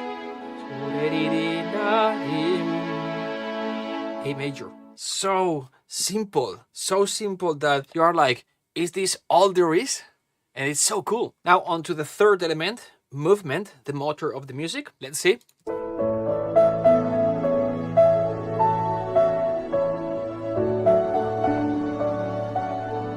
So it seems like we've got dun ten tin tin, then the melody continues, the direction, dun, then ten tin tan tan, kind of like this thing here.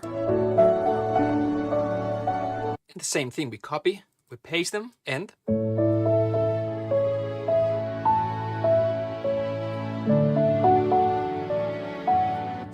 this in a score or notes would look like this.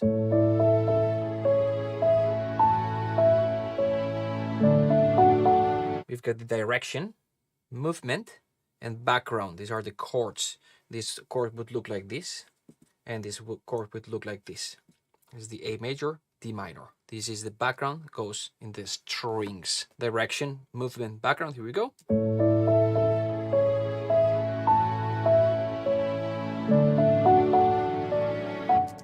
So this is what we have done. What's the direction layer doing? Copy the notes. What's the movement layer doing? Copy the notes. What's the background layer doing? Copy the notes. Then you're gonna repeat this process at least 2 more times. We wanna have analyzed at least 3 songs. And then once we have 3 songs, then we can extract conclusions. I've already done that to speed up this video, and this is the result. Next, for the Jurassic Park theme, it's easier.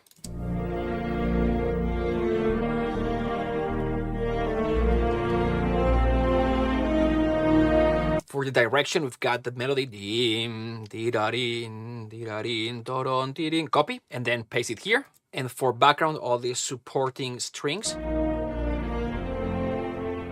We can copy and paste, or we can look at the notes, and when we bring it here, this is very, very simple chords. We're here, E flat, E flat, right? B flat, F, E flat, F,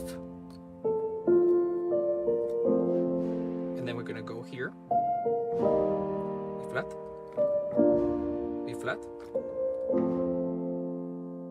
Super simple. Here's the cue, mid bolt sounds like this.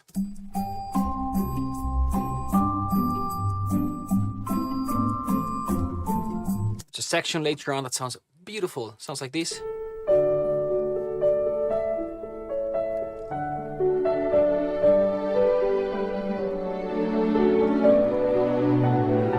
The direction element is going to be the melody. Dun, dun, dun. In this case, we're going to transcribe this by ear. So here we go.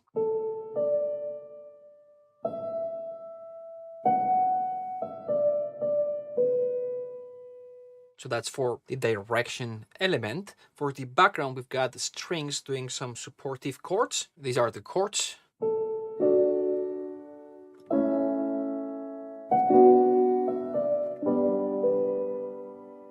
And that's it. Now we're going to start recognizing some common patterns, and that's what we've got to do. We have to extract conclusions. What are the patterns that repeat, that are similar in these three songs? Write them down, because the next step is going to be model the style. But if we zoom in into my notes, it would look something like this, right? Almost all of them were in major mode. We were using mostly triadic chords. Most of the direction melodic notes, the notes that we found in the melody, are the same notes that we could find in the chords. See, like in this case, for example, see this chord, this note is in the chord. Then continue. This note is in the chord. And then if we continue, this is no. This is in the chord, this is in the chord, this is not in the chord, but this is common in this style. This is called a passing tone. If we scroll down to orchestration, basically strings, piano, this is what we found. And this is how you learn the characteristics of one style in under 10 minutes instead of spending years. All right, so now we're gonna put these findings into test and let's compose some music. All right, and to answer some of the questions that you've mentioned here in the chat, number one, repex, no repex, what's repex? Do I have to invest in repex? And then the how to copy without, sounding the same kind of thing, right? The software, how much is it? Should I get the basic, the pro, right? I need to invest in repex. It doesn't matter. Like there are many others out there. I just showed this one. And if you want to use this one, they have a 21-day free trial for the pro version. And like how much music, how many cues can you deconstruct and analyze in 21 days? Like so many. And once the trial expires, you've already developed the ear training.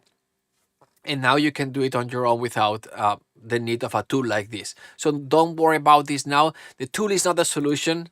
You and your skill are the solution. So it's about doing the process that I just showed. And also the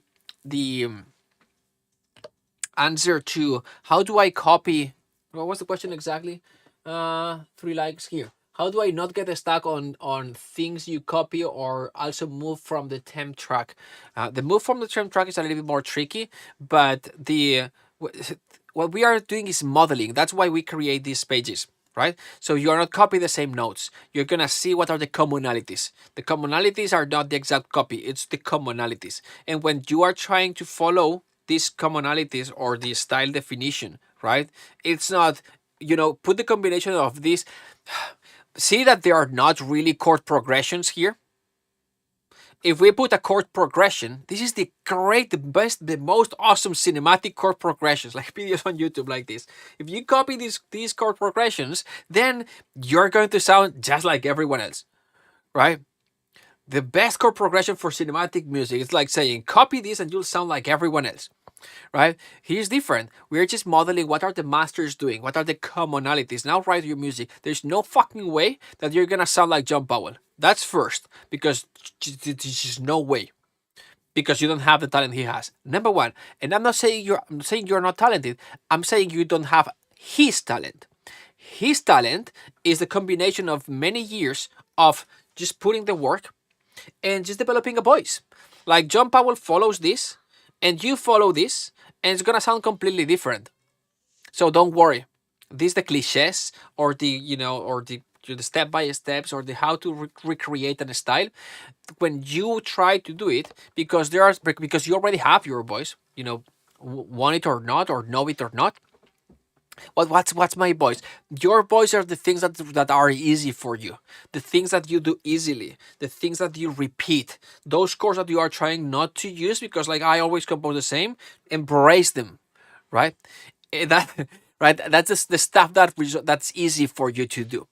So combine this with your voice, and that's like your unique, and that's your unique voice and your uniqueness, and what separates you from everyone else, while allowing you to compose in one specific style to meet the director's or the story or the project or the media needs. Okay, so hopefully this makes sense. Awesome. So number 2. So we have deconstructed. Okay, now we're gonna move to step number 2, which is basically let's compose some music. All right, so this is the fun part. Let's go again. Beats, so we move faster. Here we go. All right, so with what we've learned by analyzing the 3 songs, let's compose some music, and we're going to start with direction. Now, in the 3 songs that we've analyzed, direction is generally a melodic element. So direction equals melody. And what are the characteristics of this melody? First, no big jumps. So we're not gonna do crazy things like this. Right? This would not sound positive emotions, love type of thing. Another thing that we've seen is generally slow. And also the notes in the melody, we can also find them in the chord that's supporting the melody, with some exceptions. But with this, we can start. So following these rules, let's record a melody.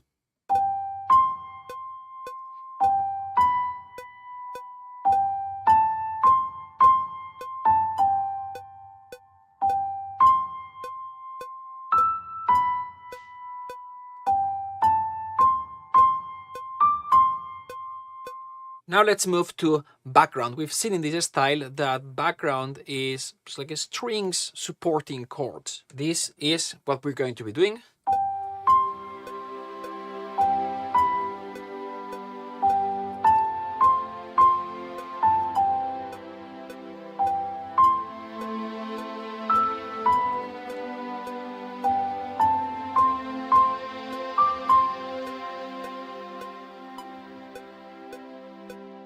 Now let's add some low strings for depth and support.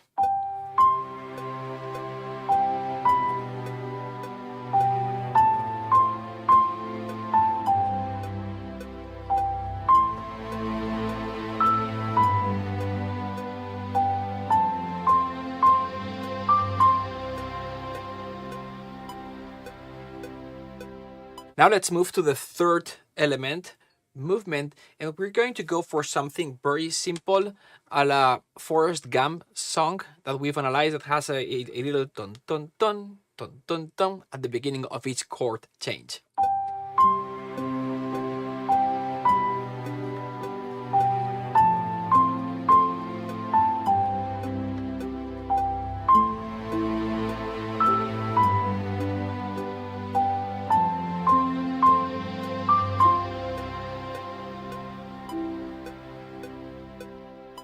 We're done. Now, just for fun, I'm going to add a flute here in the second part of the melody to add a little bit of color and richness. Here we go.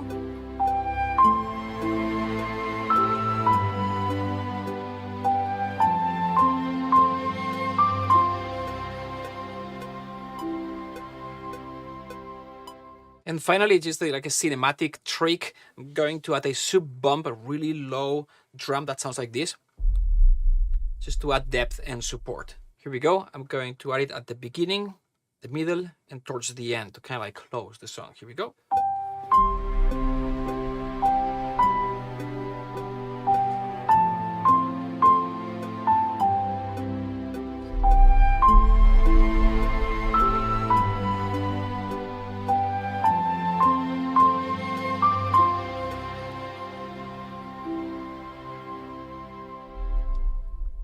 And that's it. Direction, adding a little bit of color, the second part of direction, so the melodic elements, movement, background, supporting the strings. And then there are 2 secret forces more. One of them is depth, which we can see right here. And with this, in about 4 minutes, we've completed the piece. Now, there are 2 reasons why I've been able to compose fast. Number 1 is because we know the style, right? We've learned it. But second, and equally as important, I'm using an orchestral template. This is an orchestral template. As you can see over the left, all the instruments are loaded. This is important for me because it saves me time. But also, and this is the most important part for me, the template mixes the music for me. For example, see this piano? See that it has a reverb tail? Now, don't get overwhelmed, but the backend of a template looks like this. All of these are plugins that are mixing the music for me. For example, the song that we've composed sounds like this. But if I deactivate all the plugins, it actually sounds like this. Quite different, doesn't it? Now I'll be playing the song and I'll bypass like this and activate the plugins so you can see the difference. So I'll start with the plugins active.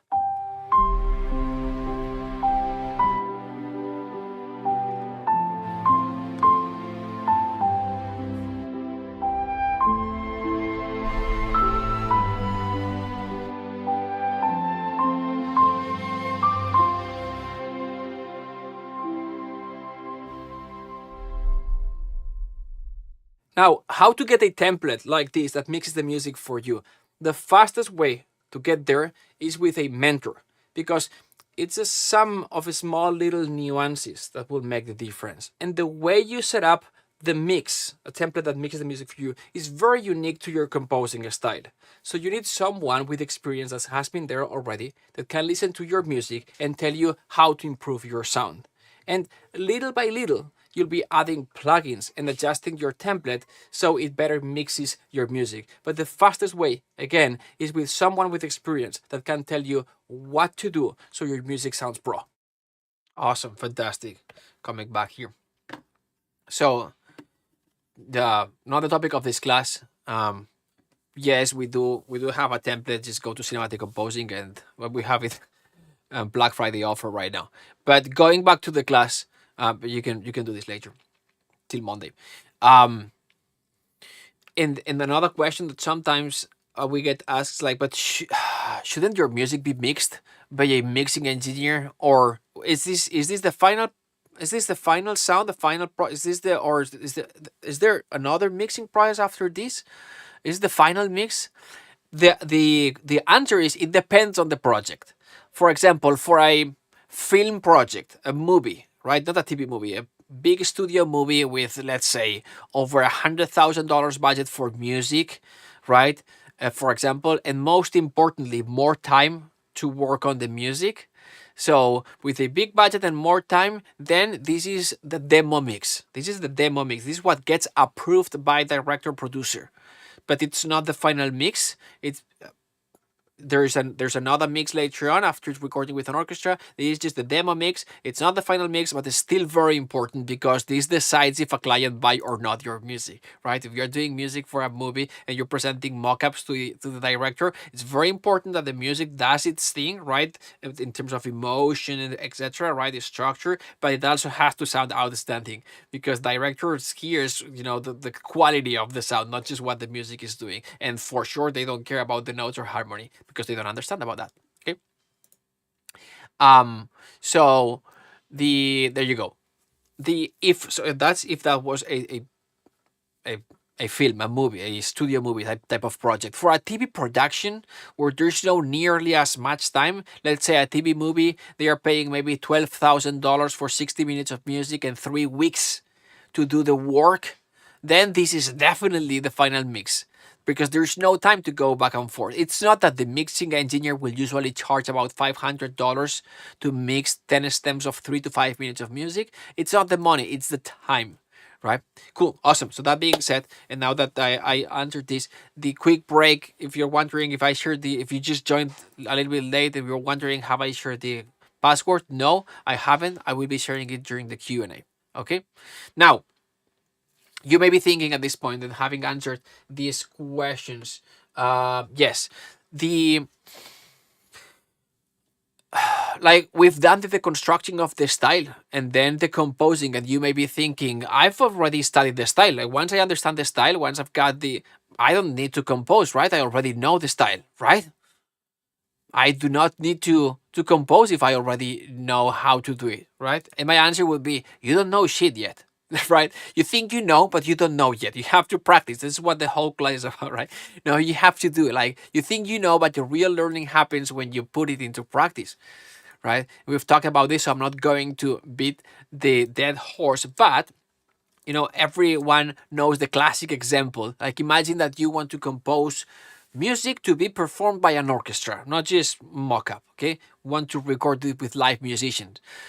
You can read all the orchestration books you want. You can actually write all the music on paper that you want, but the day you stand in front of an orchestra to perform or record your music, I'm sorry, but the first time is going to be horrible. It's going to be awful, right? It's just the way it is. This is Felipe Moreno. I met Felipe years ago, one of our best students I've ever had. And after studying with us, he applied and got accepted to study in the most prestigious film scoring program in the world, in the University of Southern California, here in Los Angeles. And so he recorded with live musicians over and over and over again, from the podium, from the booth, and over again. And when you practice, and only when you practice, and you do this over and over again, you get to this level and you're able to create something like this. This is a beautiful piece from Felipe that he composed for, like, I think it was like the final project for college. And it sounds like this. This is a Warner Bros. And it sounds like this.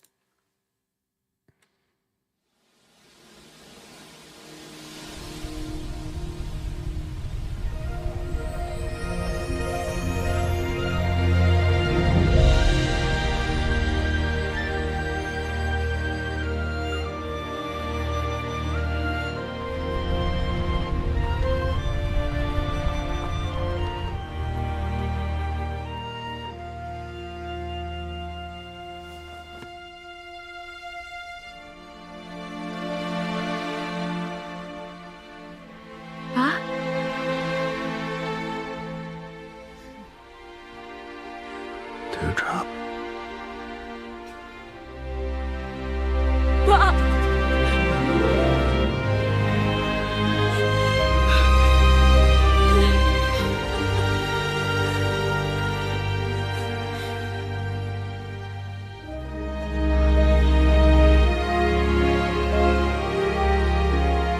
Is that really her? Chief Benja, your daughter did you proud. Hope you don't mind. She brought some friends.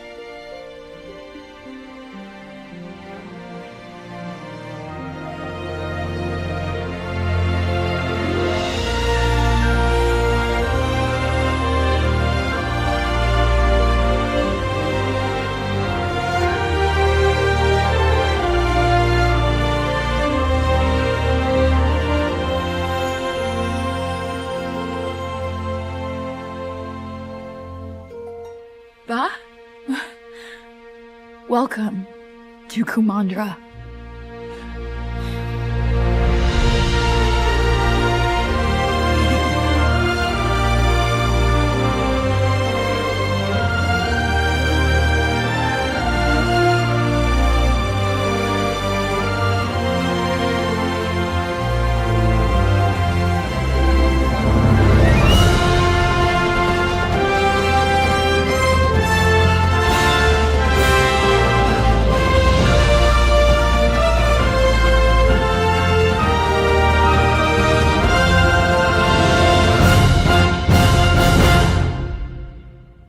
Nice.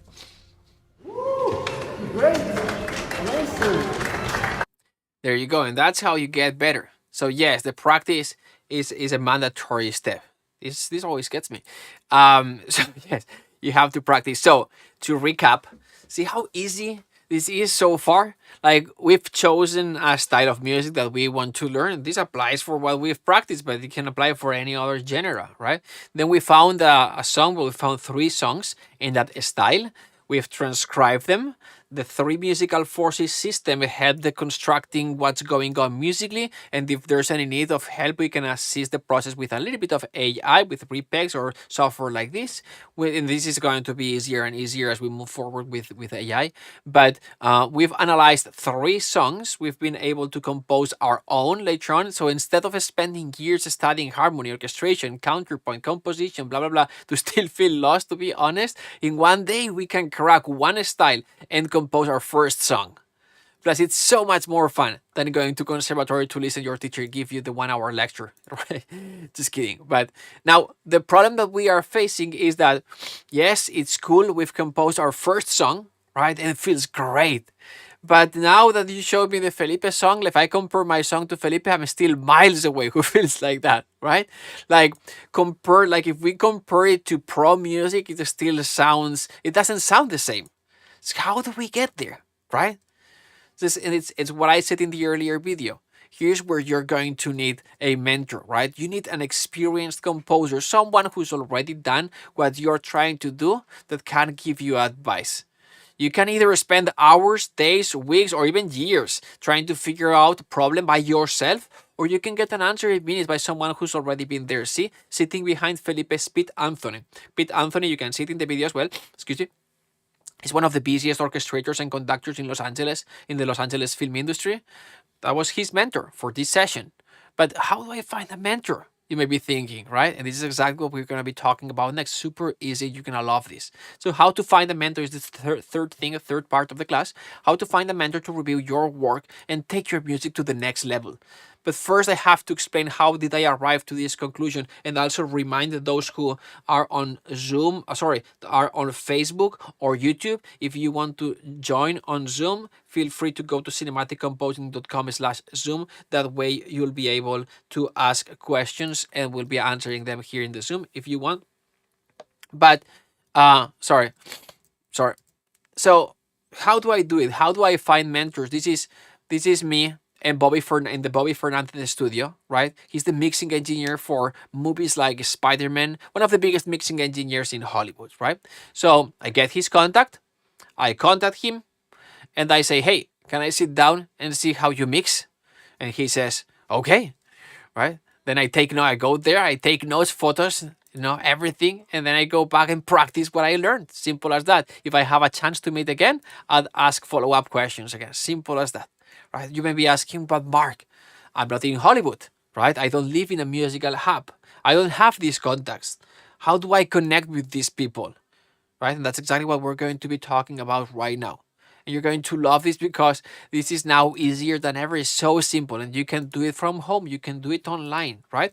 And so here's how it goes. Let me just move to the browser, and it's very simple. You're gonna start on Google, and you're just going to type orchestration teacher online, composition teacher online, whatever. It's gonna show Superproof. It's going to show Wizant, etc. Just click on one of them, and you can find the mentors here. I've got composition teachers, and you can see here a little description of each one of them with a little, how much they charge per hour. This is Superproof. This is Wizant. So, in this case, orchestration, 75. You can see the different people here, and just look for the ones that we've got 60 here, 150, 80. Pick one that you resonate with, and that's it. Simple as that, right?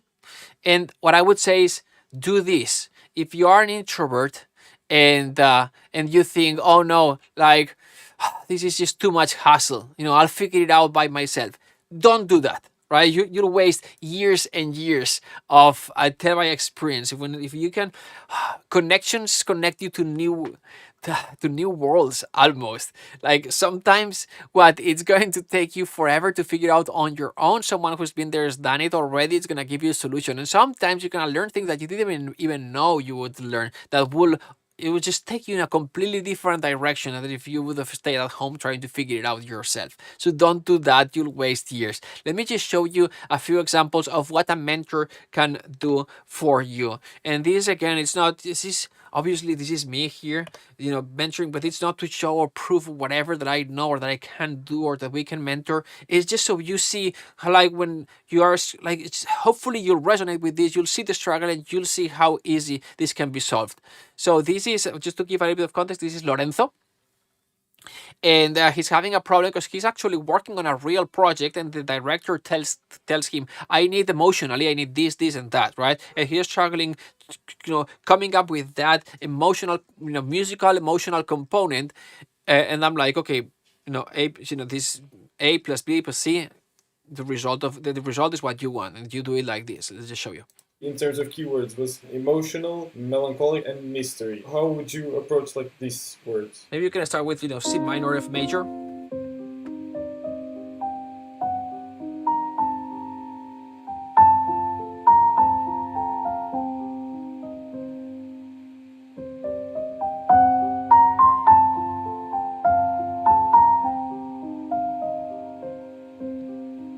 What I've done is mixed elements from the different styles that we discussed, right? Love for the emotional, the minor for the tint of sadness or melancholy, and then the F sharp for the mystery. I was also thinking about what would be a good instrumentation. I'm sure we all agree that you cannot go wrong with piano and strings. Now, this is extremely generic, but sometimes it's what's needed. So when I say piano and strings, there's so much more than piano and strings. The strings is a beautiful section. It's a very textural and very dynamic and rich instrument or section if we go beyond the string sustain.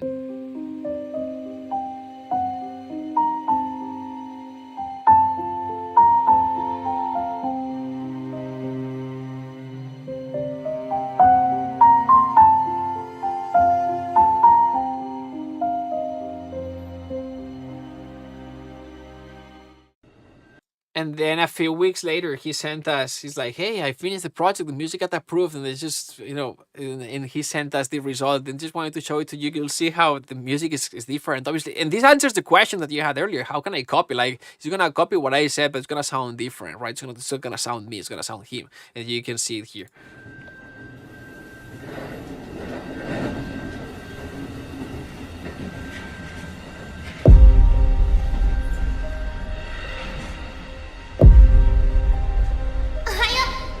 And it continues. It's anyway, it's amazing. I love it. I love this one. Well, let me just real quick see, because some of you, the screen is freezing. Let me just close this. Maybe this helps.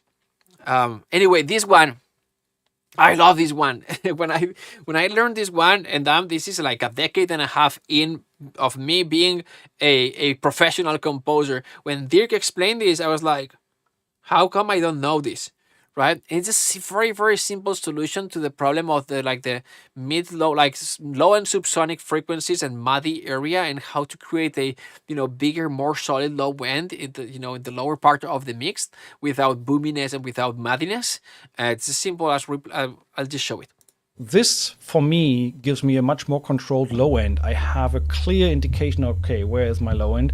And when if you don't know what's going on, or if you're using a smaller speakers, or if you don't hear what's going on here because you're using a small headphones or whatever, he's using a synth bass to replace the strings or the low part of the double basses, essentially. And if you don't hear it, it's basically a very clean low end sound here. When I later down the line take the strings off in that area, the synth bass is kind of the only portion of the whole track that really takes care of that area. Whereas if I were to use Metropolis Arc strings, for example, naturally, due to the way the strings move, etc., and the way it's recorded with several people, they are very wobbly in the low end. It's not a defined, solid low end. There is low end, but it jumps up and down, and I want to have a little bit more control of it, so I rather take it out on the strings and have something like a synth bass take it over. Probably gonna even get rid of a little bit more of the low end. All these sub frequencies, I don't need them in the strings because I have that covered in the low bass. So that's before. So it's cleaning a lot of areas of the low mids where it sounds nasal. Let me just go back here for 1 second. Where it sounds nasal. How many of you, because this was me for the longest time, how many of you are using EQ to solve problems, but not using dynamic EQ, which can be way more effective sometimes. Because with EQ you'll solve problems, but sometimes you'll kill the essence of that particular instrument or timbre, right? Like the oboe sounds too nasal, and you carve out a little bit of the mid thousands or whatever, right? And yes, the problem is gone, but now it doesn't sound like an oboe anymore. And instead of using a dynamic EQ just to kick in when it's too much, right? So problems like this, like small little things like this, will change drastically. This is another question from Fabio to Felipe. This, hey, I've got, if you have to record with an orchestra, what's the process? And Felipe explains the process of the piece that you just that we just listened earlier. Let's take a listen to this. When you are creating music and you know that your music gonna be recorded by your real orchestra, what is your approach? Okay, I'm going to tell you how I composed that piece. The first thing that I did, I wrote a map of the intensity of the music. So I knew that in this point of the scene, I was going to do more music, something bigger. And let's stop here for a second. This is good. I never used something like this, and I felt dumb when my student explained this to someone else, and I'm like, wow, this is good. Like, so it's very simple. He's using a MIDI track for nothing else, and kind of like drawing some MIDI automation for none other than just visually knowing what the music needs to be doing, when it needs to be louder, more emotional, less emotion, right? We as composers, usually we have markers. And it's like, okay, music in here, out here, here's a hit point, here's what happens, the music needs, so verbal, like text notes. And he obviously will have markers because it's very important for tempo changes, but he also has this I felt it was genius. That part where at the beginning when it's like, do you drop? Like, is that really you? And he's like, bah. And it's like, yeah. And you're like, it's so beautiful. It's a freaking note. It's one note, right? But for him, it's like, okay, low intensity, no emotion, and it's just one note. And then when they hug, boom, the orchestra comes in, right? You can do that with markers. It's so visual here. Anyway, I thought it was genius. Kind of accommodate a tempo map. And I started to think on the theme. And I added one more melody. I have the melody.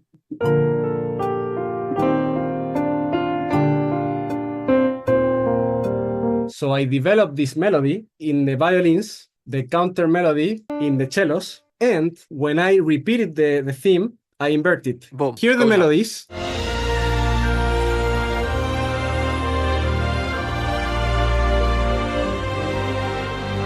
Now I'm going to flip it.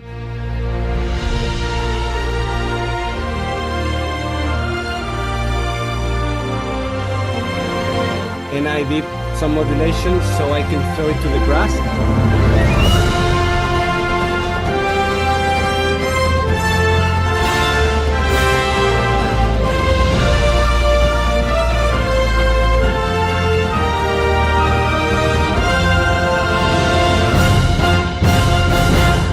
So when you're like, oh, this is so good, like at the end feels so, it just feels so natural and perfect. It's like, why is that? Because he's been hiding this melody. He's presenting it, more clear, more present, more obvious over and over and over. And you're like, oh, it feels so awesome, because he was subconsciously presenting all this material to you. So then it feels natural at the end. But you don't know this unless you do an analysis or someone tells how. This is exactly the same thing that same composer, same soundtrack we were discussing earlier, John Powell, How to Train Your Dragon. And that if you are a nerd of that movie, that the test drive cue, if you don't know what I'm talking about, just go Google it or just Spotify it, Test Drive John Powell, right? It's an awesome cue. You're like, oh, this is so good. If you're watching the movie, the scene is amazing. The first time that Hiccup and Toothless, they are flying, they go, oh, it's so awesome. The synchronicity, everything fits together. It's like, it's so good. Why it's so good? Because he's been presenting sections of that melody, that theme, during the first 27 minutes of the movie. And now is the first time that you hear the entire theme complete. But it feels natural because it's been presenting all that musical material to you slowly. Anyway, nerd here, nerd alert. Here's another. There are more. I'm not gonna show more, but just believe me. This is the. Let me show you this one. I would suggest to use a dynamic EQ that reacts to the frequency range, like 850, 700 hertz. That range, this is the one that can be very piercing in the ear, especially with woodwinds. If you have a dynamic EQ, the cool thing is that you only tame these frequencies when they jump overboard, so to say.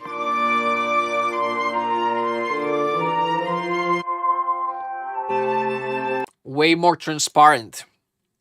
There are other examples, but essentially I'm gonna show you a compilation that Fede did of some of the best ones, but hopefully this gives you an idea. Your template has a lot of channels, and I can see EQ, saturation, compression. Like, what is your process? I'm gonna choose one instrument, and I'm gonna see signal flow. It's here, it's going here, then it's going there. Here I've got this plugin loaded. I'll do a little bit of EQ and tape saturation, okay, but the actual mix happens right here. Some short gated reverb here, for example, a short reverb, the next one mid reverb. I add a little bit of fresh air, a little bit of Shadow Hills. Is a MacBook Pro M1, 64 gigs of RAM, enough for orchestral work. For music and running a template 300-400 tracks, no problem. I would like to know some tips on how to achieve that massive Hans Zimmer style on the strings. I would never compare the level of quality, production, and genius of something like Inception by Master Hans Zimmer. Plus, on top of that, all the production value added after his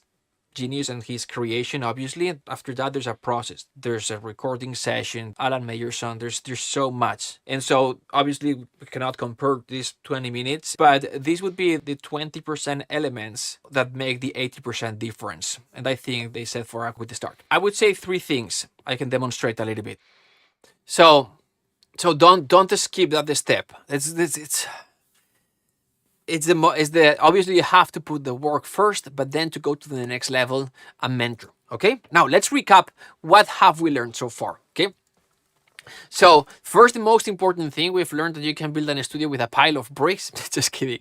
But jokes aside, this ended being part of a course because students started asking about this, because just look how beautiful everything fits. It's just anyway, just kidding. So what have we learned? We've learned that First, how to learn from the source, how to find the type of music that you want to model, right? Then how to analyze these songs and extract patterns, and how to find a mentor to review your work and take your music to the next level, right? Do you think that this can help you learn music faster? But not just faster, more fun. Like this, does this make sense? Like, contextual learning is way more efficient than traditional didactic teaching. Like, modeling is just learning at another level, and apprenticeship is the way to go to the next level fast. Like, simplified, see the master in action, model the master, and then refine with the master. And if you don't have access to a master for the first step, you can find the song and transcribe it, learn how it goes, and then model the style. And again, if transcribing is a problem for you, then you can use AI. Do you see how simple this is? Like, sometimes we overcomplicate things. Modeling is the way. Every great composer has modeled their predecessors first. Like, do you think this can help you? Just put a 1 in the chat. Put a 1 in the chat if you think that any of what we've learned today can help you become a better composer. There you go. There you go, Cristiano, Pablo, Solex, Claudia, there you go, Rene, Brian, Brown, awesome. What if I told you that I can show you one extra step that puts this system on steroids? Like, I've got something else to show you. I mean, this is good enough. Like, we've covered, for how long we've gone? 2 hours 30. This is good. We can call it a day. But if you want, we can go a little bit deeper if you want. Do you want me to go a little bit deeper? Put a 1 in the chat if you want me to go a little bit deeper. There you go. 1-1. Rene, Cristiano, Brown, Brian, Claudia, Pablo. All right, let's go. Let's do this then. Awesome. So, gonna put this over here. And we've got a program that we've been putting together that implements everything that we've discussed until now. It makes it even easier and faster. Is it okay if I spend a few minutes explaining this to you? Put a 1 in the chat if that's okay with you. Rene, okay. Brian, there you go. Esteban, let's go. Esteban like the Esteban one. Solex, Claudi. All right, let's go. Rock and roll. Awesome. So now don't unplug. Pay attention to this, because what I'm about to present now is the most awesome thing you've ever seen. And it gets better and better as I go. So don't unplug. All right. So, and important, if you've got questions, post them in the chat. I'll be answering them at the end. And also, if you are on YouTube or Zoom, if you want, or Facebook, you want to join Zoom, go to cinematicomposing.com/Zoom and you can ask questions here. But what I want to introduce you is to our brand new music mastery, music composition mentorship, which is a program that has 5 completely new components. And the first one is a brand new composition course. And this is what you are going to get inside the course, or basically how this is going to work. Basically, every week we'll get together, I'll sit down and I'll do what I explained. It's like, okay, today we're going to learn how to compose in this style, right? I'll present it, I'll explain the style. Okay, the first one is going to be this one, that is easier: love, then sadness, suspense, action, adventure, hero, villain, fantasy, magic, all these styles. I'll explain one by one, week by week, and then I'll sit down and I'll put my hands on the keyboard and I'll compose a cue from beginning to end. You'll be able to see my hands, the sequencer, everything that I'm doing, right? Then when I'm done composing, I'll export the tracks and I'll do the mixing and mastering, so you can see the mixing and mastering process as well. We'll be doing this week by week. Then you'll compose the music, we'll review. So much fun. It's better explained in this video that Fede has put together, and it goes like this. This course is going to teach you everything that you need to know from beginning to end, so you can compose music that sounds like this.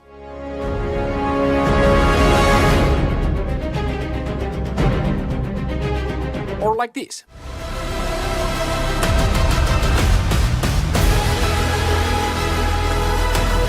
To get there, you're going to need 3 things, and this is exactly what the course is going to give you. First, you need an orchestral template. I'll guide you step by step so you can build your own orchestral template, and if you already have one, we'll work on optimizing it and making it more efficient. The next step is going to be learning composition, orchestration, melody writing, counterpoint, and harmony. But here we are not going to take the traditional approach. Instead of studying each one of these areas individually, which would take a long time, we take a more practical approach. We created a series of recipes, a combination of harmony, melody, orchestration. In other words, the specific combination to recreate a given style. For example, you are going to learn the exact orchestration and what chords to use, what type of melodies, etc. for action music.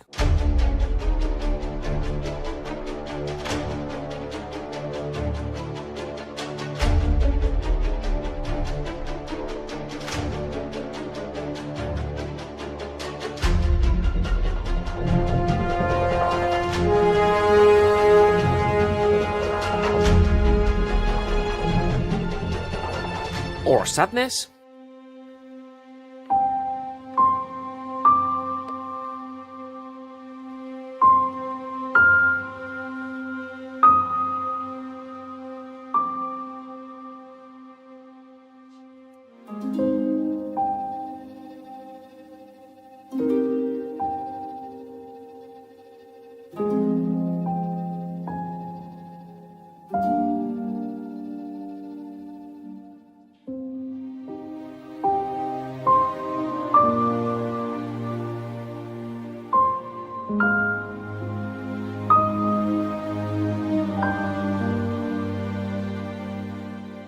Or suspense, or adventure, or thriller. This results in a way more effective way to learn music composition, and it's more practical and more fun. And that is the second component. The first thing is the template, the second thing is composition, and the third mandatory skill that a composer these days needs is that your music needs to have that production value to compete in today's market. So the third element is going to be mixing and mastering. You're going to learn how to mix specifically for each one of the styles that you have learned previously. And with all of this, you've got everything that you need to compose the type of music that you want. but just composing, reviewing, how does this really work and what will I learn really? Well, you learn to, how to transform your musical ideas into reality, how to, we learn how music can express feelings and tell a story, build a faster workflow, overcome the technological hurdles, how to never get out of ideas, and gain structure and discipline for the art of composing. So many, this is a vast program. It's so much fun, and I'll explain this later, but you get access for lives, but you learn how to overcome the technological problems that stand in the way of you creating the music that you want to write. You feel all the kind of like MIDI knowledge, orchestration gaps, learn how to avoid unbalanced gain staging, muddy mixes, system crashes, like the feeling of being technical overwhelm.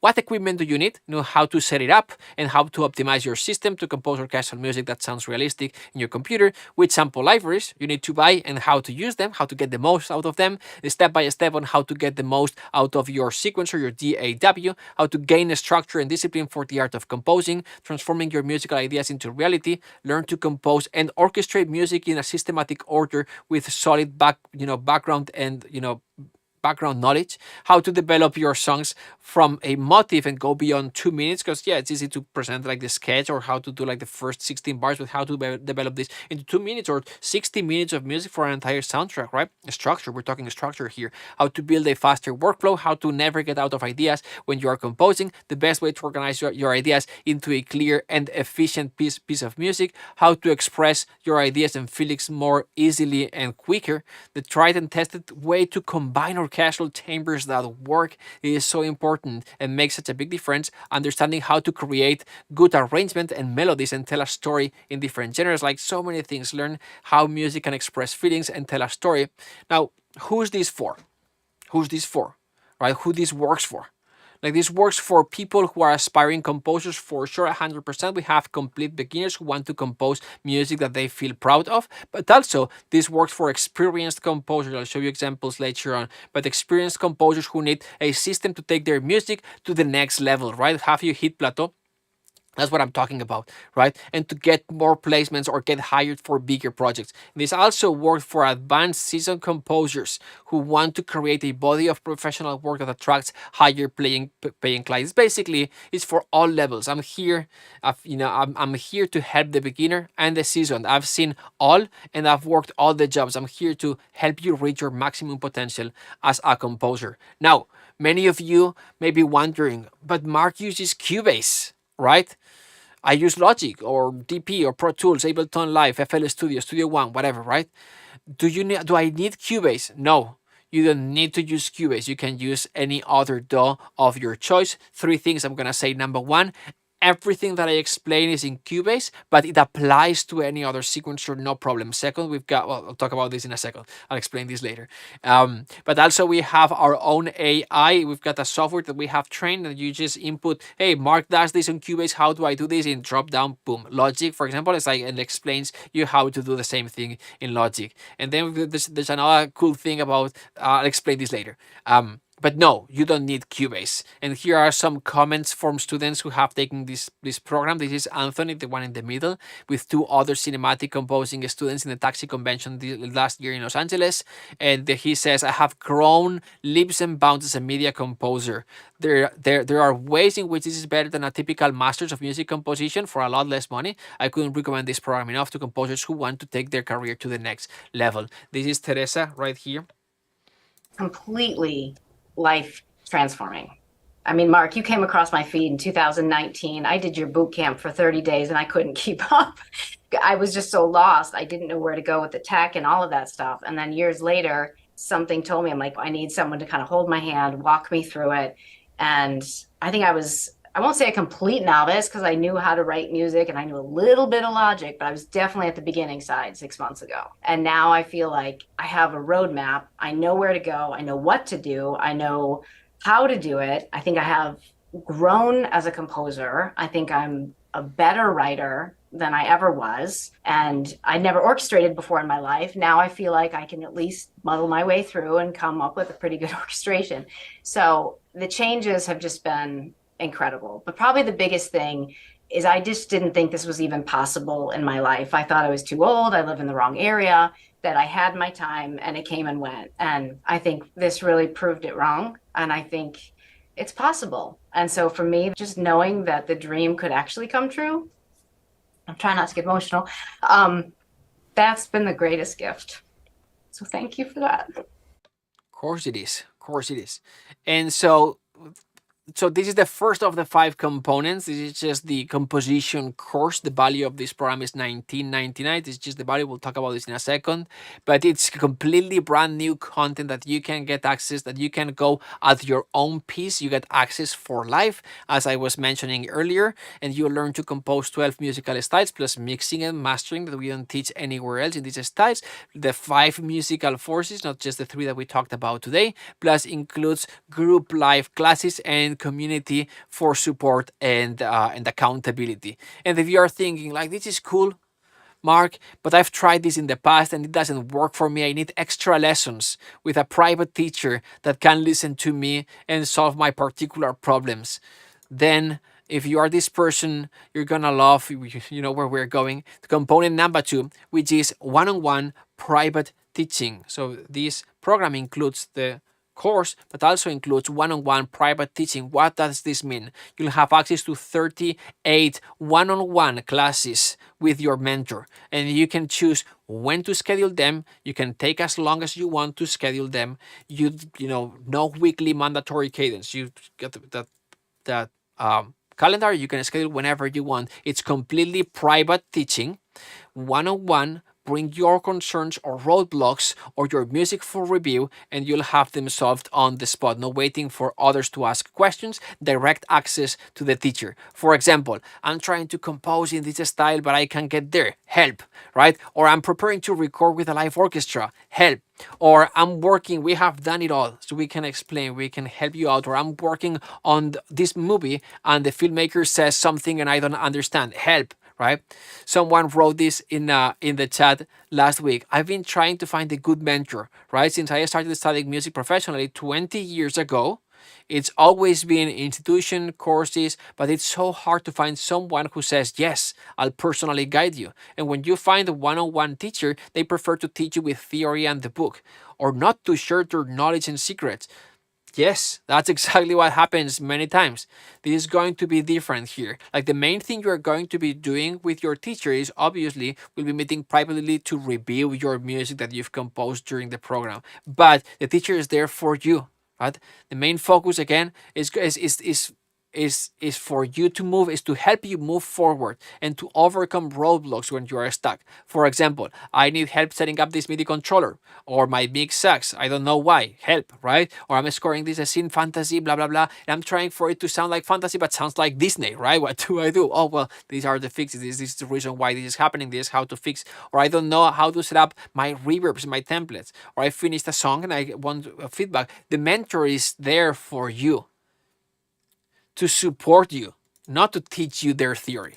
Okay, so this is Julian, same photo. This is Julian right here. He's from Argentina, but he lives in the UK. And he says the mentors brought diverse perspective and expertise. Their feedback on my music was not just about technical aspects, but also about understanding the industry and how to handle feedback actively. This is Daniel from 2 classes after Julian's, and he says, let's face it, you can spend years learning how to compose, mix, record, and use plugins, but you're still on the outside looking in. With this program's experts' instruction and opportunities to directly meet with industry insiders, you suddenly walk through the doors and begin learning to become a professional composer.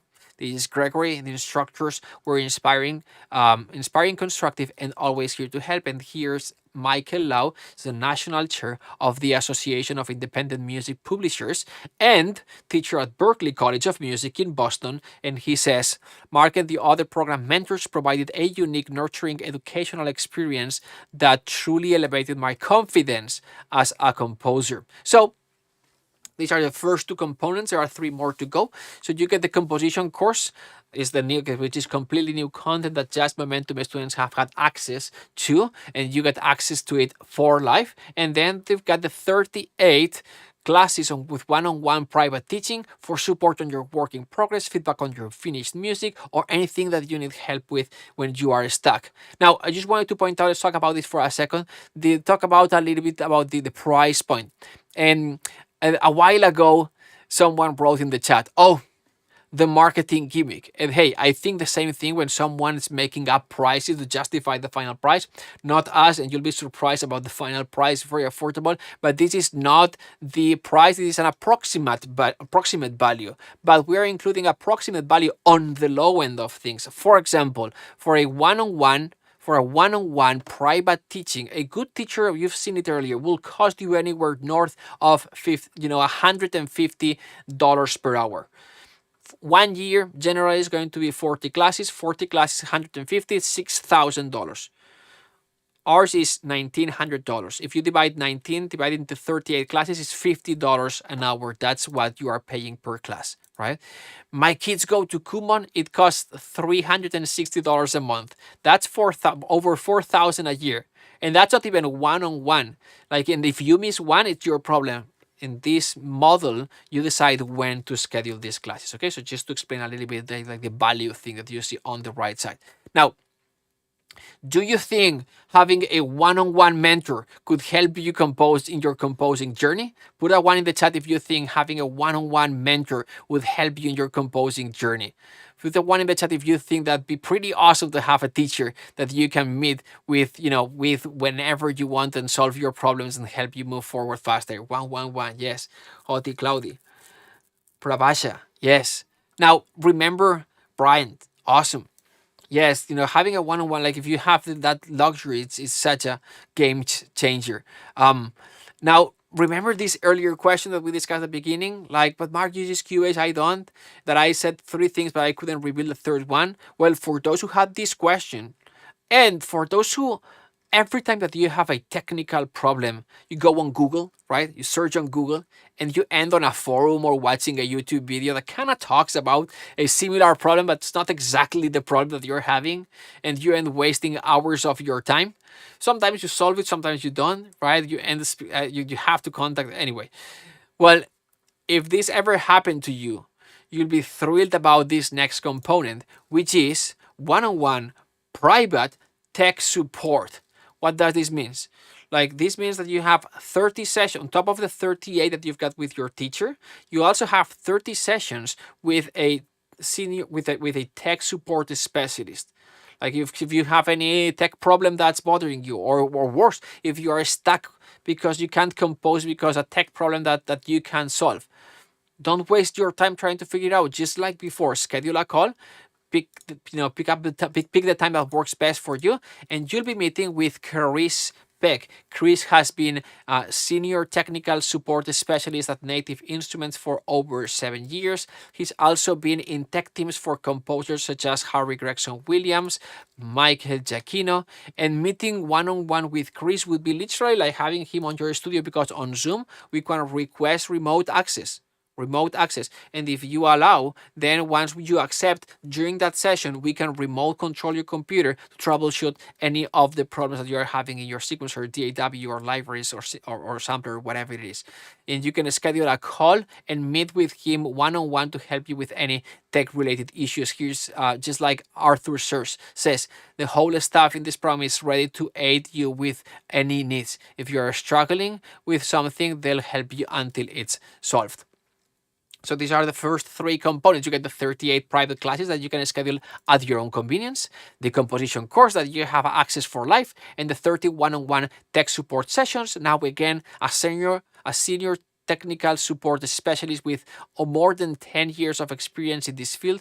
There's no way that you can have one-on-one consultation call for under $150 an hour. The value on the right hand here, again, is not the real price, it's the value that we've calculated, but again, it's on the low end. We priced at $50 an hour. 30 sessions would be $1,500. Okay, just an explanation of this number.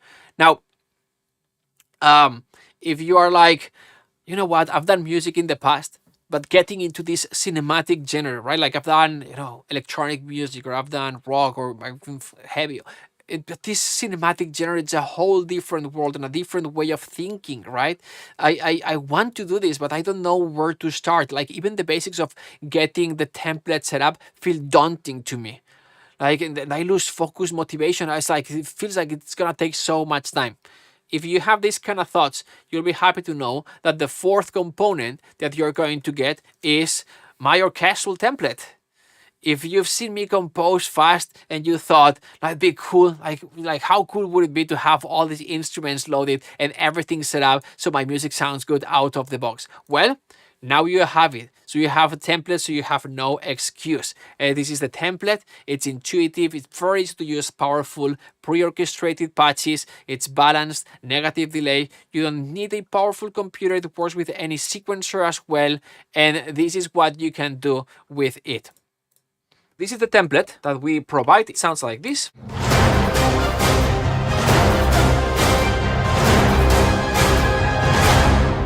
This template includes the sketching patches as well as the string basics, orchestral enhancers with some percussion. The sketching patches are here and the enhancers, and these are the sounds that we've used for this section.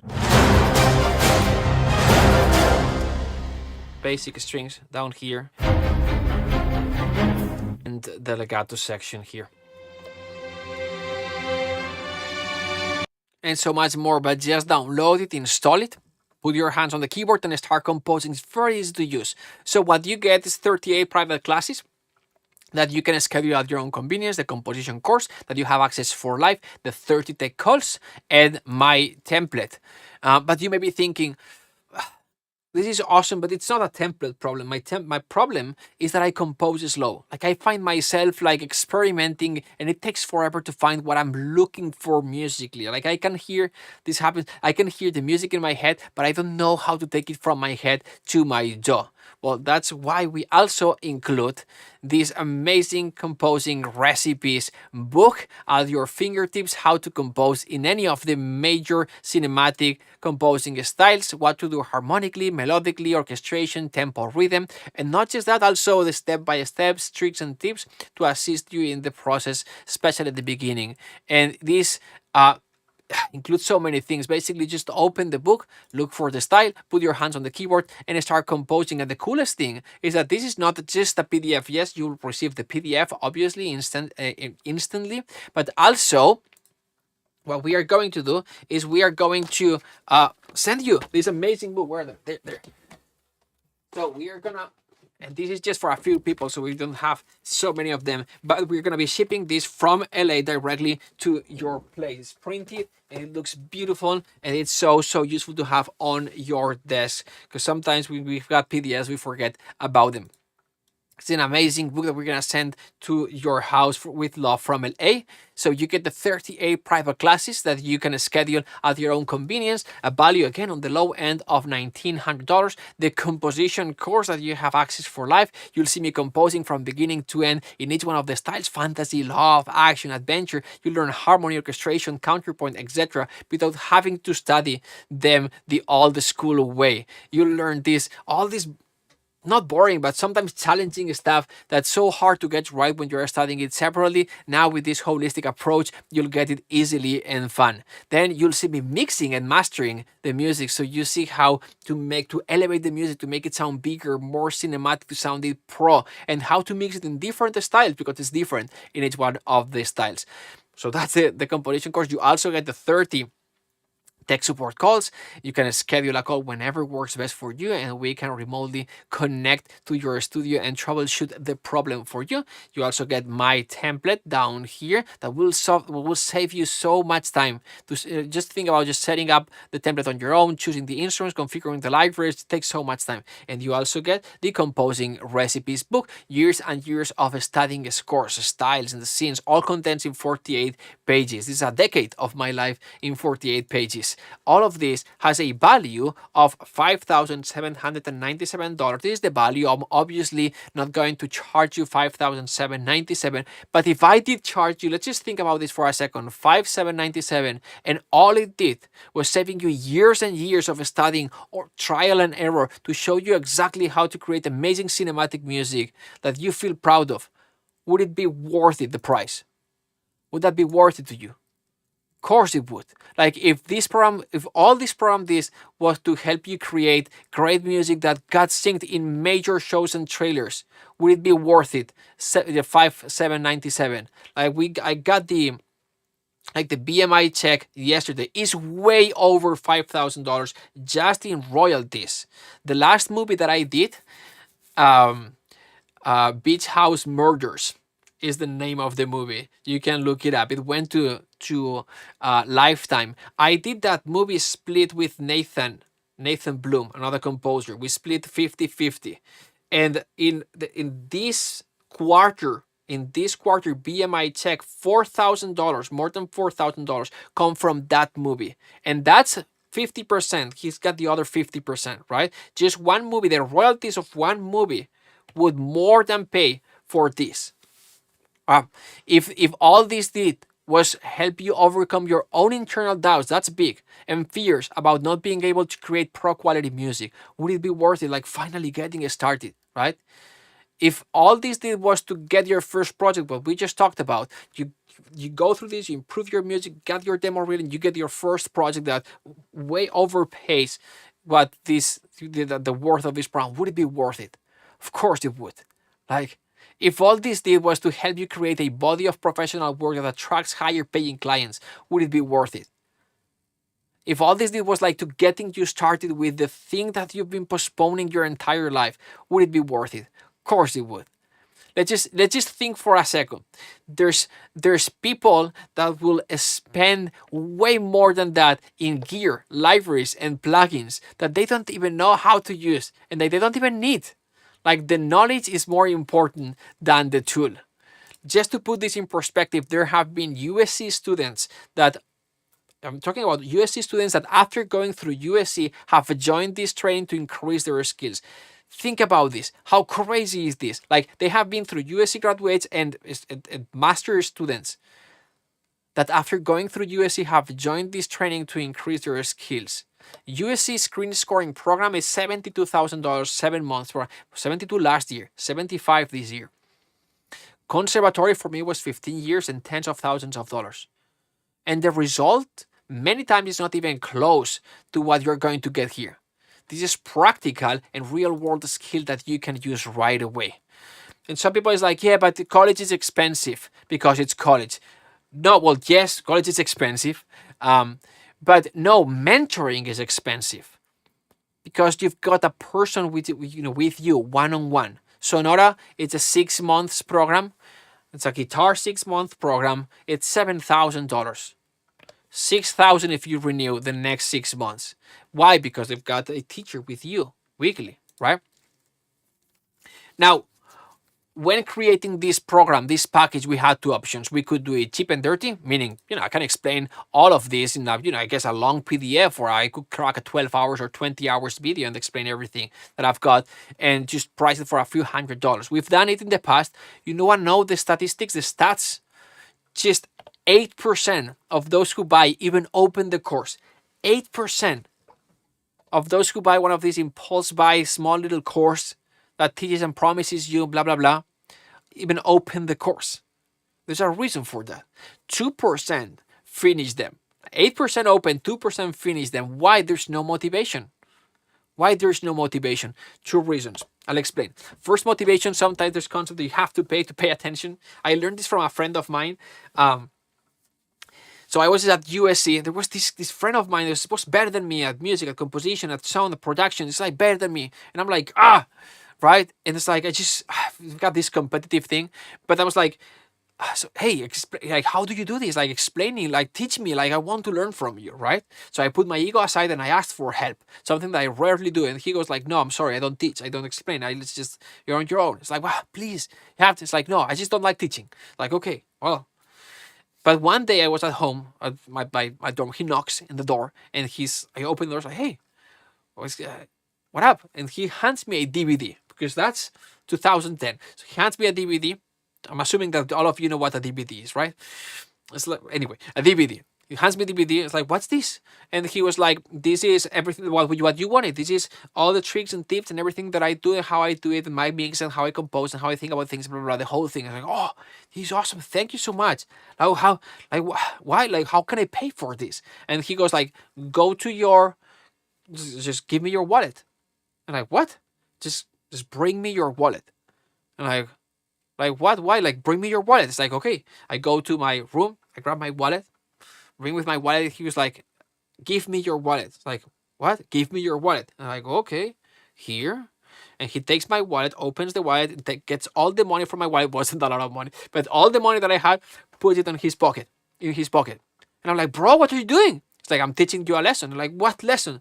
Do not give your wallet to a friend of yours? Like, no, I'm teaching you the lesson that sometimes you have to pay attention. Now, because you've paid with all your money, you're gonna sure watch these videos. Like, I was gonna watch them anyway. No. Now you're gonna pay way more attention. Believe me, right? And sure, I did pay more attention. That was all the remaining money that I had for the end of the month. And again, it wasn't a lot of money, but it was my money, and I needed that money. So anyway, this is one of the reasons. Not the most important though, but it's one of the big reasons. Sometimes you have to pay attention. Right, but the second reason is like the other reason why you don't pay attention is because sometimes there are no systems, there's no structure for you to pay attention and for you to keep motivating. That's why what we've created in this program like this, that's why we include things like community, coaching, right? The accountability, the support, all the content, the way it's structured, the social calls, everything, right? We had a social call the other day. It's amazing what it does, right? The challenges, the feedback on your music. So all these components keep you motivated, right? And keep you accountable and keep you continue to push forward and keep you and it challenges you to keep going, right? So we decided to make this program valuable, right? And so this program, again, after this slide, I'll share the price, which includes the 38 classes. Again, low end, the $1,900. The composition course that you have access for life. You're going to see me composing all these styles. You're going to learn so much, a much more effective way, holistic approach, right? You'll also see me mix the music in different styles. Also, the 30 tech support calls, my template that will save you so much time, and the composing recipes, Decade of My Life in 48 pages. All of this value of $5,797. You can get it all for one payment of $720. Plus 2 more payments of $720 later on. And this is option number 1. But also, who would like to save $200 right now? If you prefer, you can do one payment of $1,960 and you save $200. And to enroll, you just need to go to cinematicomposing.com. See, the cinematicomposing.com, double C here in the middle, /enroll. Double C in the middle, cinematicomposing.com/enroll, or you can scan this QR and it'll take you there. I'll show this QR a few more times, but I'm gonna move on. And if you obviously, we're not going to offer this with our Cinematic Composing rock solid guarantee. So if you enroll and attend a couple of classes, get your music reviewed, and you are like, I don't know, like, I don't like the experience, I don't see the progress, I don't like this, just let us know. I will refund your money.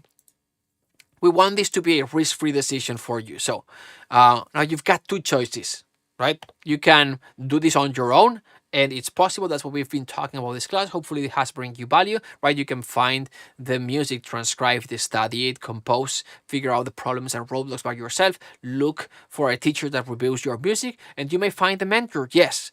But most likely, they'll explain music theory, harmony, all this orchestration, the old school way. If you want our way, like speed and simplicity, plus a mentor that understands this method, this is just here.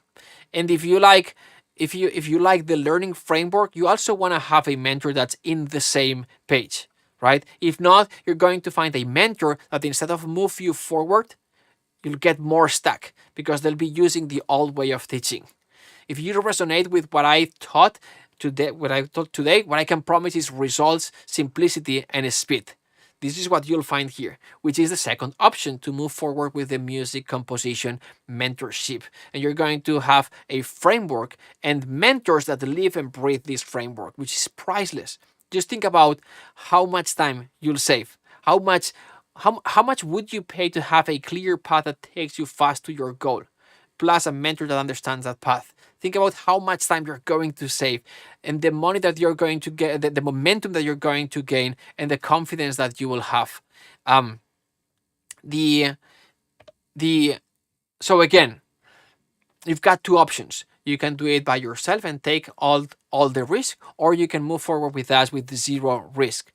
If you choose to enroll in the program and take advantage of our experience that we have with almost a decade doing this and more than 15,000 composers, almost 16,000 composers, you have zero risk. Even if only that's half of what I've claimed today, it'll pay for itself with the time saved and the awesome music that you'll be able to compose, not to mention the projects that you can start working on if you decide to go on this direction. So who is this for? Who's this for? This is for those who need more one-on-one support, those who need more help, extra support, and more personalized experience. And it's also for those who want results fast, right? For the achievers, the action takers, those who don't want to take yet another course, right? They just want to know the thing that works so they can implement them and get going, right? And they want to do it in a guided way from someone who's already done it that can compress time for them. So maybe you're a composer who want to make a career out of music, or maybe you want to improve your skills. Maybe music is your passion and your hobby. Love that, right? Or maybe you are getting back into music and after a few years break and you feel that you're a little bit rusty. How many of you have been there? I've been there and need a little bit of help, or as much help as you can get. In this case, this program is for you, and you can enroll for 3 payments of $720 or one of $1960. Just go to cinematicComposing.com/enroll or scan the QR. Now, there's just one small little problem with this program. It is the structure of this program. It's not a massive program. That's why we don't gather big rooms. They just limited to 7 people. Sorry, because then again, the nature of this program. Today we won't be able to enroll more than 7 people. After 7 people enrolled, the enrolling page will close. So if you are thinking this is the right thing for you, don't delay it. And to make it easier for you, to make the decision easier for you, I'm going to make it even more attractive. There are a few more things that I'm going to be adding. This is going to get very exciting, so pay attention. Now, before I explain the next part, I need to say something. This is how many time is like 3 hours. Okay. So we are wrapping up a few things here. Now, in a moment, I'll open the chat for Q&A. So these are the 3 next things that we're going to be doing. In a second, I'll open the chat for questions, the questions that you've been putting. I'll put a timer, maybe like 20, 30, 40 minutes timer for questions. So we'll go for questions. I can answer any question that you want. And before the questions, though, right now I'm going to introduce the 4 incredibly awesome fast action bonuses that we designed to make this offer the most awesome program ever and to make the decision easier for you. The caveat, though, is these amazing bonuses are available right now. Like when at the end of the questions or when the timer hits 0, the bonuses will disappear. These bonuses are available right now. Okay. So now and the bonuses will disappear at the end of this class. Okay, so this is the first the first fast action bonus. The first thing that you're going to get is this amazing cinematic composing t-shirt. Let me see if I have it here. No, I don't have it here. Oh yes, I don't have it here. But it's amazing cinematic composing t-shirt. It comes with this manifesto, and I don't have one. I usually have one here. But it's an amazing t-shirt. We'll ship it with the book to your house, and it comes with the manifesto. We've got 7 of them left. We're gonna send them from Los Angeles to your place. And this is the first component. Obviously, we can't put a price to this because it's priceless. There you go. Thank you so much. Awesome team. So this t-shirt. And here it comes with the manifesto. It's a beautiful t-shirt. You're gonna fill up a form and we're gonna send it your way, Cinematic Composer, with the logo here and the I'm a composer. And there you go. Rock and roll. Awesome. So this is the first one. Obviously, we cannot put a price of this because of what it means when you're wearing one of these, you're one of us. So there you go. So that's the first thing. The second thing is the second mega bonus is that we're going to bump up the private classes from 38 to 60. Think about this. If you buy now for $19.60, you're going to get 60 one-on-one classes. That's $32 per class. Just if we were just counting the classes, we were not counting everything else, that would be $32 per class. Like, this is really, really cheap. And you may be like, yes, but my problem is that I don't know how to present my work to the world. Like, I see this program as, you know, as a stepping stone to my composition career. Like, I can compose music, but putting my name out there or creating a brand or even just publishing a demo reel is kind of hard to me. I don't know how to do this. Meaning, like, this is for people with this question. Is this program going to help me get projects? Like, if the program helps me get projects, the program will pay for itself, right? Like, if you are this person, then you're going to love this fast action bonus. Let me just drink a little bit.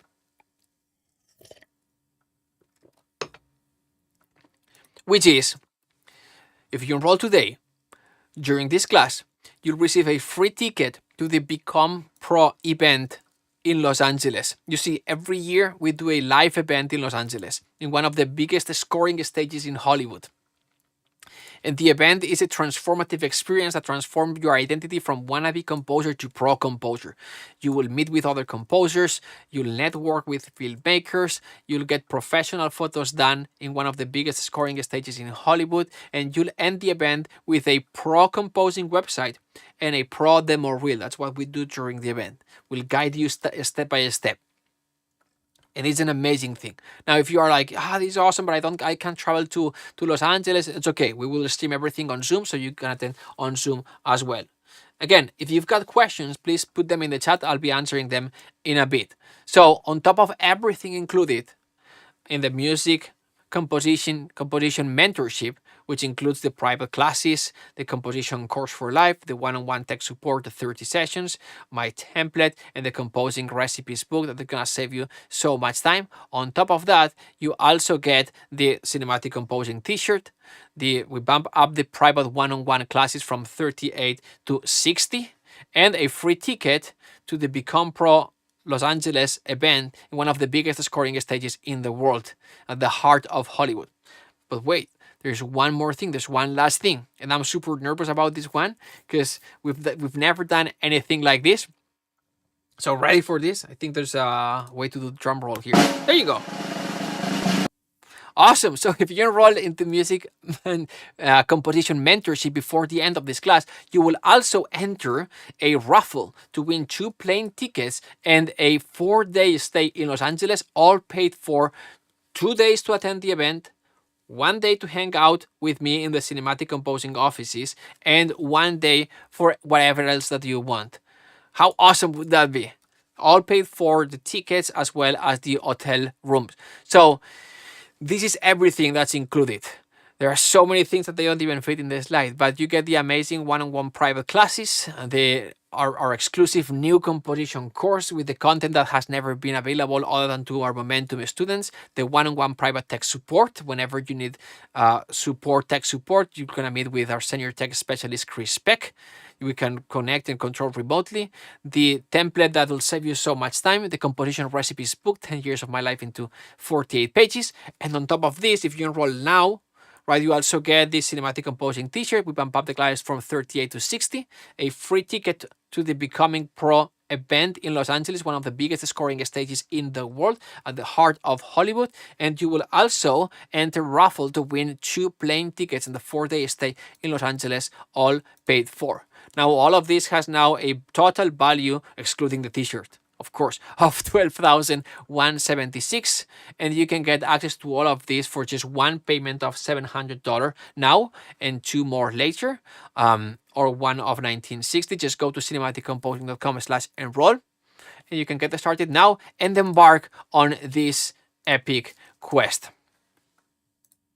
Here's where the journey starts. In this hero's journey, you are the hero. The call?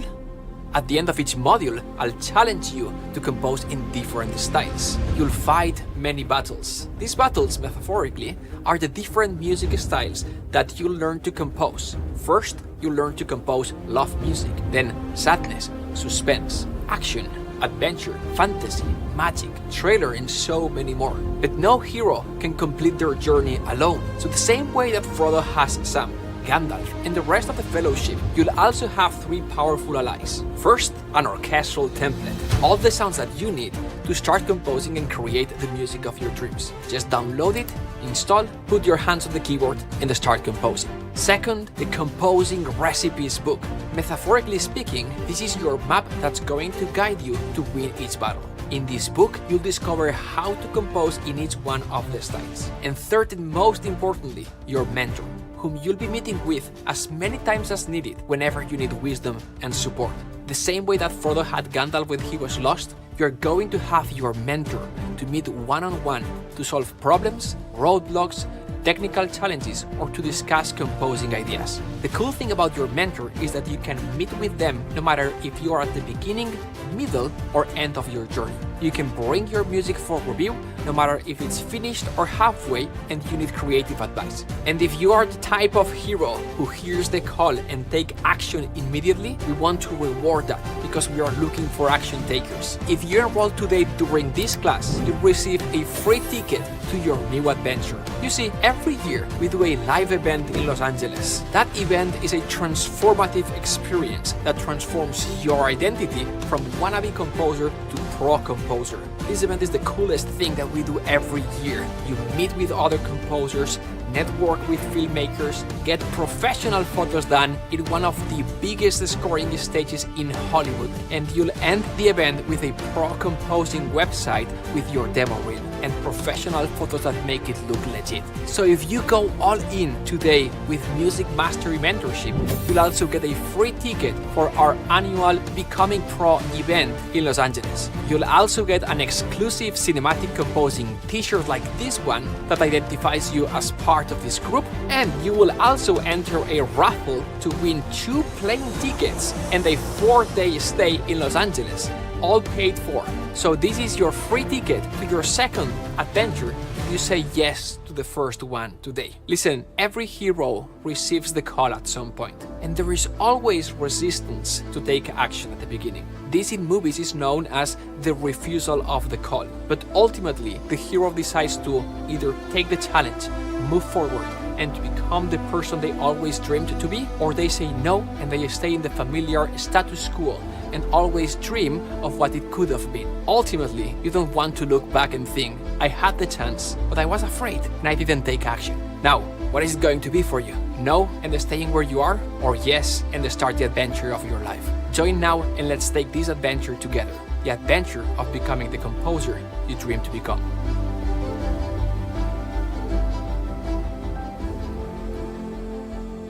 There you go. There you go. So, to get started, just go to cinematicomposing.com/enroll or scan the QR. You can see here. I'll leave it in some of the slides moving forward, but maybe at this point, you are thinking, and congratulations, Cristiano, for enrolling. If you need the password, Fatima, just share it privately to him if you want. I'll be sharing it verbally in a second for the rest of you guys. But maybe at this point you are thinking, but I'm such a beginner and I feel like this is just too advanced for me. Like there's no way, right? In this case, don't worry. Like as soon as you enroll, you can immediate access to this Composer in a Week mini course. This is a tiny course, explains the 3 musical forces, explains the basics of music theory, and guides you step by step to compose your first super simple song. And with that, you are more than equipped to get started with music composition mentorship. Now, many of you may be thinking, but I'm just so far away, right? When I said at the beginning, it's like I didn't think, like it was not like I believed I wasn't good enough. I knew it was such, like the belief was so strong that it's like I knew that I was not good enough. If you feel like that, like I just don't believe I can do this, let me just tell you, this is just it's a false belief. And at this point, I've seen so many times people to start from zero, and in weeks they're composing their first, awesome sounding music, or like the first song, right? I see it possible, but for you, I understand that sometimes it's like, but I don't see it happening for me. Here's the best way that I can explain this to you. Did you know that if you tie a horse to a plastic chair, it's crazy as it sounds, it won't move. It looks like this. Tie a horse to a plastic chair and the horse won't move. Crazy, right? Because if the horse wanted to move, the chair would fucking move, right? Wouldn't it? Well, the chair is your false belief. The chair is holding you back. And do you think the chair is making the horse miserable? Like, I bet the horse would have more fun running free, right? Well, that's what false beliefs do to us. They keep us stuck. And the crazy thing is that they are not true. You just have to move, and the chair will move. And moving in this case is taking the plunge and enrolling to the music composition mastery. Because if you are here at this point, is you want to change things. And I guarantee you there's no better way, no better vehicle than this program.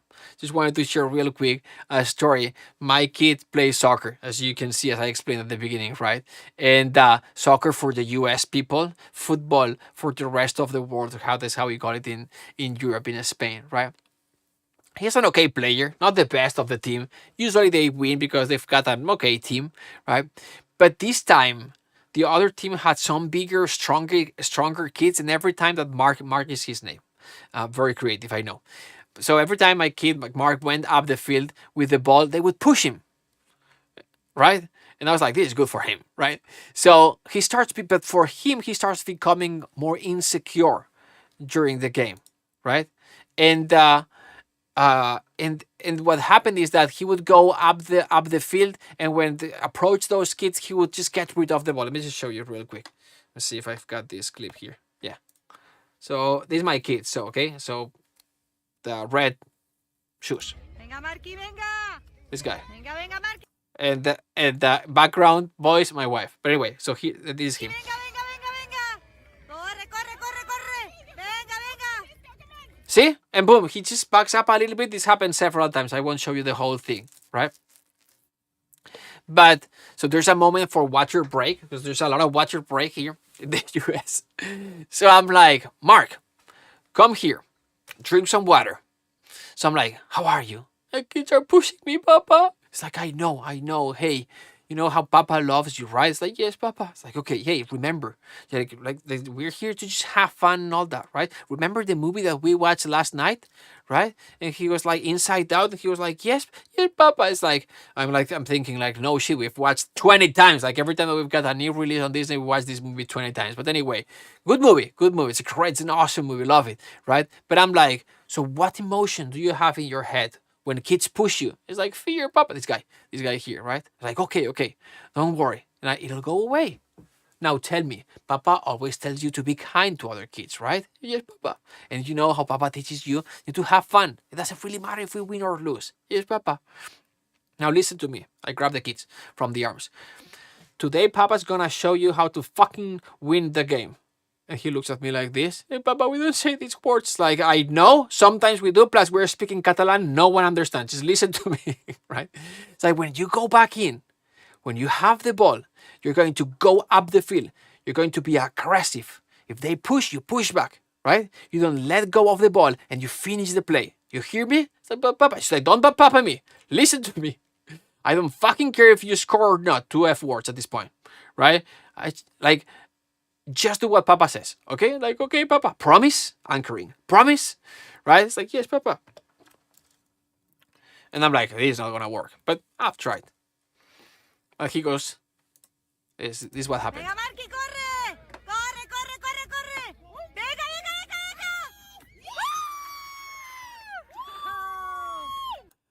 Venga! He grabs the goal and he fucking scores. I'm like, I can't believe this has worked. I couldn't believe this has worked. Like, but what was I doing? Like, I was planting a belief in his head if this was going to work. Like, the belief was like, when there's adversity, I can push through and overcome it. And the result, another belief, I can achieve the thing that I want. Or it seems impossible until it's done, but I can get there. I have to take action and I can get it done, right? I can achieve, I can accomplish, I can get the thing that I want. This is called building identity capital. It's like you want to do something, to get something or to get different results, you have to adopt a new identity. Adopting a new identity is hard, but one of the fastest ways to adopt a new identity is building identity capital. Building identity capital is built through doing the thing that that person would do. You do the thing and your brain goes like, oh wow, okay, you're a little bit more like that other identity that you want to move up towards, kind of thing, right? Building identity capital is the opposite of affirming in front of the mirror. Affirming in front of the mirror doesn't work, right? Your brain will be like, I'm strong and fit. No, you are fat. Your brain will tell you if you are fat, right? Your brain will pick up the BS and no, it's not true. Identity capital, like when you do the thing, your brain goes like, oh, it's actually true, right? And boom, you start forming a new identity, and with that new identity you start getting the things and doing the things that are in alignment with that identity. And that's what happened to him, and that's what happens when you move forward with a program like this, that you start building identity because you start doing the things that composers do, and you start seeing other people in the program, other composers getting the things that you would like to get, and you're like, if they can, so can I, right? And that's what a program like this does, right? Okay, so now there are some Momentum students here, and and there are some questions. I'm gonna start answering for questions. But if there's any Momentum student in the room and you want to join, but you are wondering, do I get any discount for being part of Momentum? The answer is no, you don't get any discount. We're gonna bump up. We're gonna add 10 extra private one-on-one classes for you. But just think about this. We can't give any discount at this price. Think about this. Like look at how many expenses to put together a program like this, right? The private classes and all the private one-on-one tech support, all this support, plus the shipping, printing, t-shirt, and the book, plus those who enroll now, the event. Like, can you imagine how much costs to rent a studio like this? This is this is a separate event that people pay for. You're getting it for free if you enroll now. I would say please enroll tomorrow. Don't get the bonuses and you'll save us a lot of money, right? I'm just kidding. But not to mention like the plane tickets and the hotel bonuses and all these things. Like for 3 payments of $720, like we barely break even if things go well. We're doing this for you. We're doing this as a gift for you so you can transform your life and become the composer that you want to become, and write the music that you want and enjoy the process and look back at your music and feel proud, and later on maybe get some sings and some gigs and maybe start working on some projects. That's what all of this is about. Anyway, let's go for questions. So we'll do questions. I'll add the cut down. We'll be sharing this halfway through the questions. So here are the questions that I think to add there you go. Now let's do, I guess, 40. Let's see. Okay, play. Okay, so questions. And the team has been putting the questions here. Okay, so what is the success rate of those who have got a gig worth over $1,000 after taking the mentorship? That's a great question. I'm going to be answering these questions a little bit. Team, please, if you can add some examples and photos and testimonials and examples of students who have gotten gigs of this size, I'll be answering. But just give us the team just like a few minutes. I'll be answering this later on. Okay, it's 16 gigs of RAM on a Mac Mini M2 enough?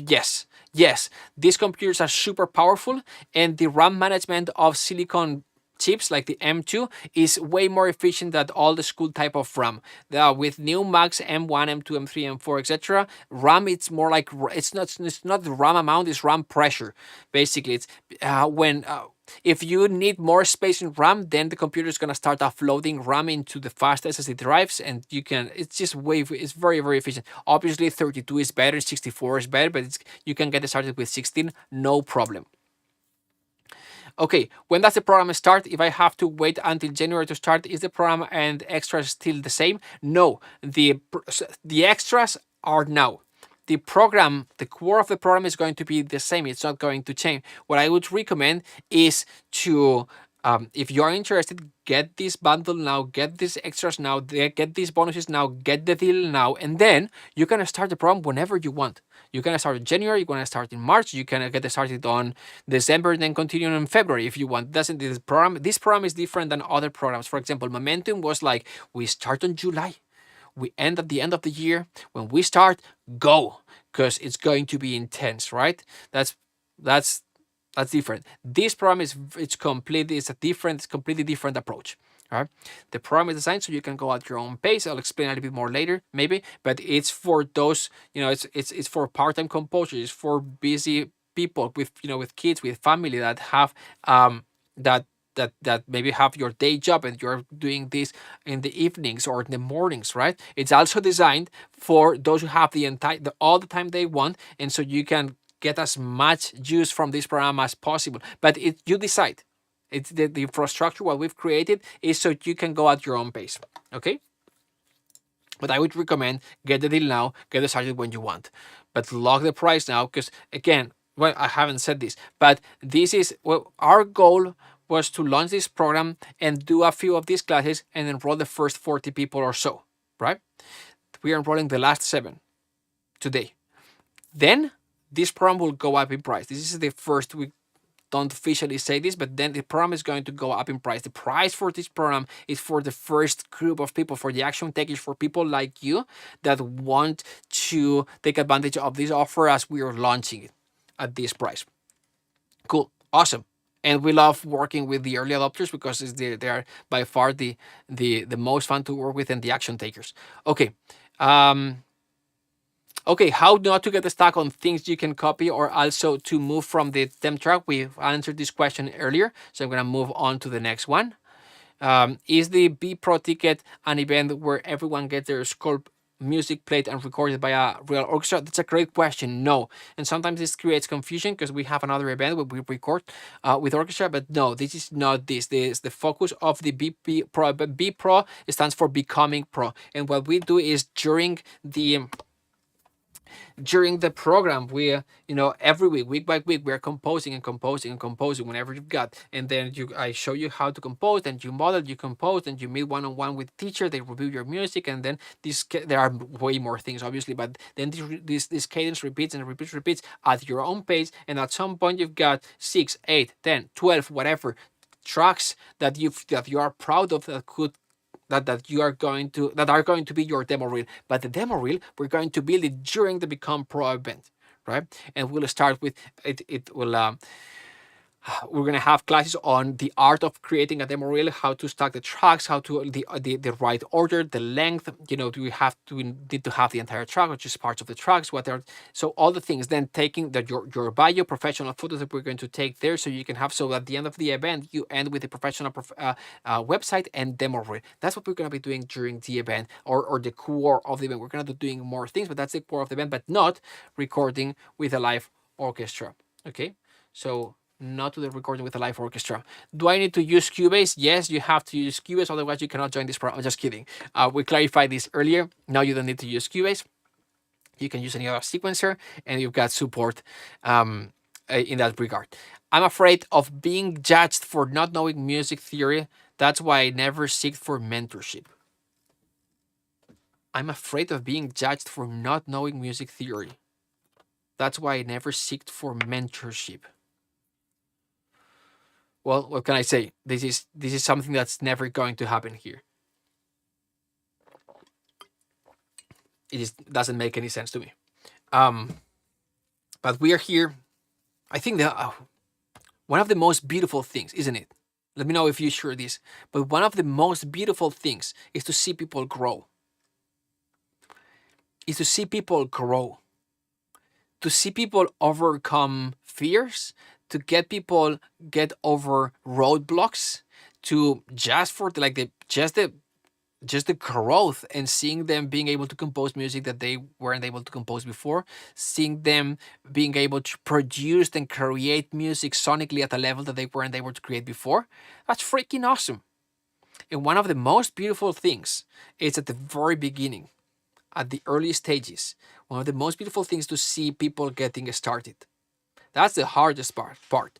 When you've been doing this for weeks, right, it's just progress. But getting started, it's hard. And when you see someone overcome whatever it is that stopped them from starting and actually starting, it's the most beautiful thing ever. So beginners are very much welcomed here. In fact, it's what we are good at.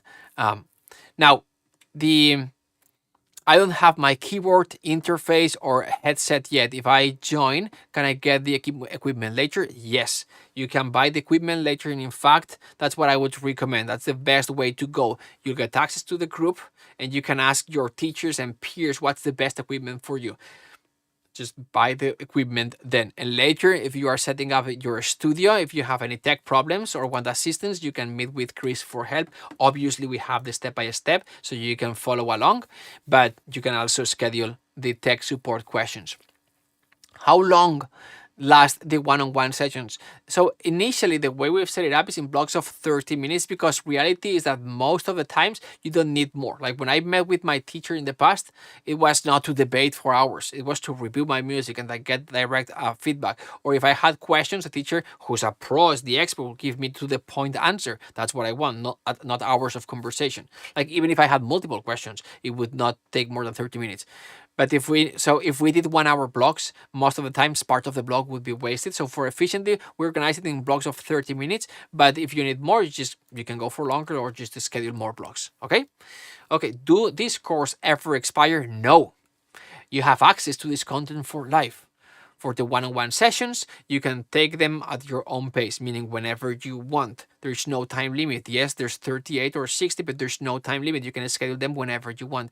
For the content, you have access for life. For the replays, same thing. You have access for life. And you have also access for life for the community and everything else that happens in the group that gets recorded. You can watch the replays for life. Okay. Do you think this course makes sense for someone who's not necessarily interested in orchestrated music? Like I'm a pop rock artist on the side and my goal is to land in the projects with directors looking for either orchestrated or not orchestrated music. Can we work on not necessarily orchestrated music as the 12 projects? Yes, 100%. And yes, this is interesting for you as well, because if you want to work on movies, what we're going to be learning here is the art of storytelling with music. And so that'll apply for you. Very well. Is there something in particular for those who are already part of Momentum? We've answered this already. Can Momentum, so many Momentum questions. How can Momentum students imagine taking only the mentoring part? Yes, 100%. That's a very good way of looking at it. Are the one-on-one classes, when are the one-on-one classes do we get replaced? Oh, so here's how it works. Let me see if this link works. Yes. Wait just one sec. So this is how it looks internally. See, this is the group. There's all the people commenting and having fun here, interacting. You can chat directly with the teachers, right? You've got here the classes. Here in the events section, here's the classes. But going back to discussion, here's where you schedule the one-on-one class, and here's where you schedule the tech support. Both are the same. I'm just gonna click here. You're gonna see a calendar. See, just click on the day that works for you. Select the time that works for you, and then select, just input all the information. I need help with this, rock and roll. And then you just click schedule meeting and you're ready to go. And that is how it works. And let me know, and just give me just 1 second because I messed up here. Oh no, it's working. Great. But it did. It's okay. I'll continue like this. But more questions. Hopefully this answers the question. Does this course talk about how to connect all the hardware and how to install the plugins and the effects and everything? Yes, it does, step by step. But again, if you also have access to tech support, and if you need more, just schedule a call. But yes, 100%, it covers this in the very first modules. I don't have too much time. How is the intensity of the program? The intensity of the program is, you need at least 23 hours a day if you want to do a program like this. No, I'm just kidding. This was in the past. Now we are normal people. Now, this is again intensity. I don't want to repeat the same thing. Respect for those who, but no, you can go at your own pace. You can schedule the class when you want it. You can watch the content at your own pace. You can show at your own pace. Who will be the mentor for the one-on-one teaching? You're gonna start with Felipe Moreno, the same person that you've seen earlier. If the program would grow and we needed more mentors, we would bring more mentors. What are the 3 tips that you would give to a composer who's stuck with continuing their composition? I would say study scores, practice outside of your comfort zone, get a mentor. Why? It's what we explained earlier. Study scores or analyze music. That's the best way. Then practice outside of your comfort zone. But the studying scores will make you practice outside of your comfort zone. But that at some point you're gonna hit a limit, and you're gonna feel stuck, and like you hit plateau for a while. That's when you need to get a mentor to go to the next level. Okay, this is coming. A few more questions, and I'll share the password. What is included in the one-on-one private teaching? What's included? Well, you'll have access to the 38 or 60 private one-on-one classes with your mentor, and you choose when to schedule them. You can take as long as you need, no weekly mandatory cadence. It's completely private teaching, one-on-one. Bring your concerns, no waiting time for others to ask their questions. So it's just completely private one-on-one, you and the mentor, and you're gonna be working on whatever you need. Whatever you need. If you need your music reviewed, it's gonna be most of the time it's gonna be reviewing your music, your finished music, or your work in progress music. But you can also meet with them to solve any other problems that you've got, the tech or not related, mixing or composing, whatever it is. Right? The mentor is there for you, to support you, not to teach their theory, as we were discussing earlier. And all the other classes will be all of the classes will be recorded and sent to you later privately, so you can have access to these replays as well, because that's super important. Like in the past, like I remember USC, there's so many things that I learned, but so many things I forgot as well, because none of that got recorded. Everything here gets recorded. So you have your private tech support specialist, so you can meet with you also. So on the one-on-one, you've got a teacher plus the tech support specialist that you can meet one-on-one as well. And for tech support, you can again control your computer remotely if you want to, so we can solve the problem. And that's it. Hopefully, again, Chris Peck has worked with Michael Giacchino, Harry Gregson Williams, senior tech support, especially with Native Instruments and so much more. And all of these also will get recorded, so you can watch them later. Hopefully this answers this question. Okay, so how much is it for only the 38 lessons, the tech support, and the online course? How much is for the 38 lessons? The 38 private lessons, the 38 private one-on-one classes, the tech support, and the online course is $19.60. The event, the trip to LA, the t-shirt, and the bumping up the 38 classes to 60, all those bonuses are just for early adopters, for those who enroll now, for action takers who enroll now. This is sort of bonuses. It's not part of the bundle initially, but we are including it for those who jump in now. Then there's the book and the template that you haven't mentioned, but that doesn't make a big difference. The 38 private classes and the course, along with the tech support, is the core of the offer. That's what costs $19.60. Would I need to purchase all the plugins the template uses to use in my... No, the sounds and plugins come with the template. The plugins are going to be stock plugins that you have in your sequencer, and the sounds are included. So what genres, styles, moods should be on a demo reel? How long should demo reel be? Should we seek out an agent or go direct to director or music supervisor? Where to find films that you can audition for? I said one question. You were allowed to ask one question.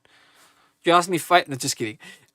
So okay, one by one. What genre, styles, moods should be on the demo reel? It depends. Let's just go here. It depends on the demo reel. Is it a specific demo reel? Is it a generic demo reel? If it's a specific demo reel that you're demoing for a specific project because the manager called you, like, hey, this project, just demo, or the agent calls, or you know about the project and you contact the producer company and they're like, yes, I would love to hear your music, and then you send music, then it's gonna be specific, right? So for example, if a thriller music or a thriller movie or whatever, right? You're gonna be sending tension, action with intensity, underground type of music, right? This type of background type of pulsing music. Sorry, underscore. So that's what you'll be sending. If it's a generic demo reel, then you'll be sending your voice. Basically, you're gonna send a little bit of what you can do, of everything that you can do. How long should the demo reel be? It depends, but generally it doesn't need to be long. It can be 6-8 minutes to 12-14 minutes. Sometimes it can be longer, but sometimes short and sweet works. 4-6-8 minutes of music, it's more than enough. Should we seek out an agent or go directly to director or music supervisor? It depends on your level. Initially I would say no. You do not need an agent, especially so when you start entering the studio system level, Warner, Sony, etc., then yes, Disney, then yes, you will need an agent. But you don't find an agent, they find you. You don't call an agent. The agent will call you when the moment is right. When is the moment right? When you make enough money so their cut makes sense to them, right? So if you are doing $1,000 projects, $2,000 projects, they're 20% or whatever, right? It's not gonna make sense, for them to put the work.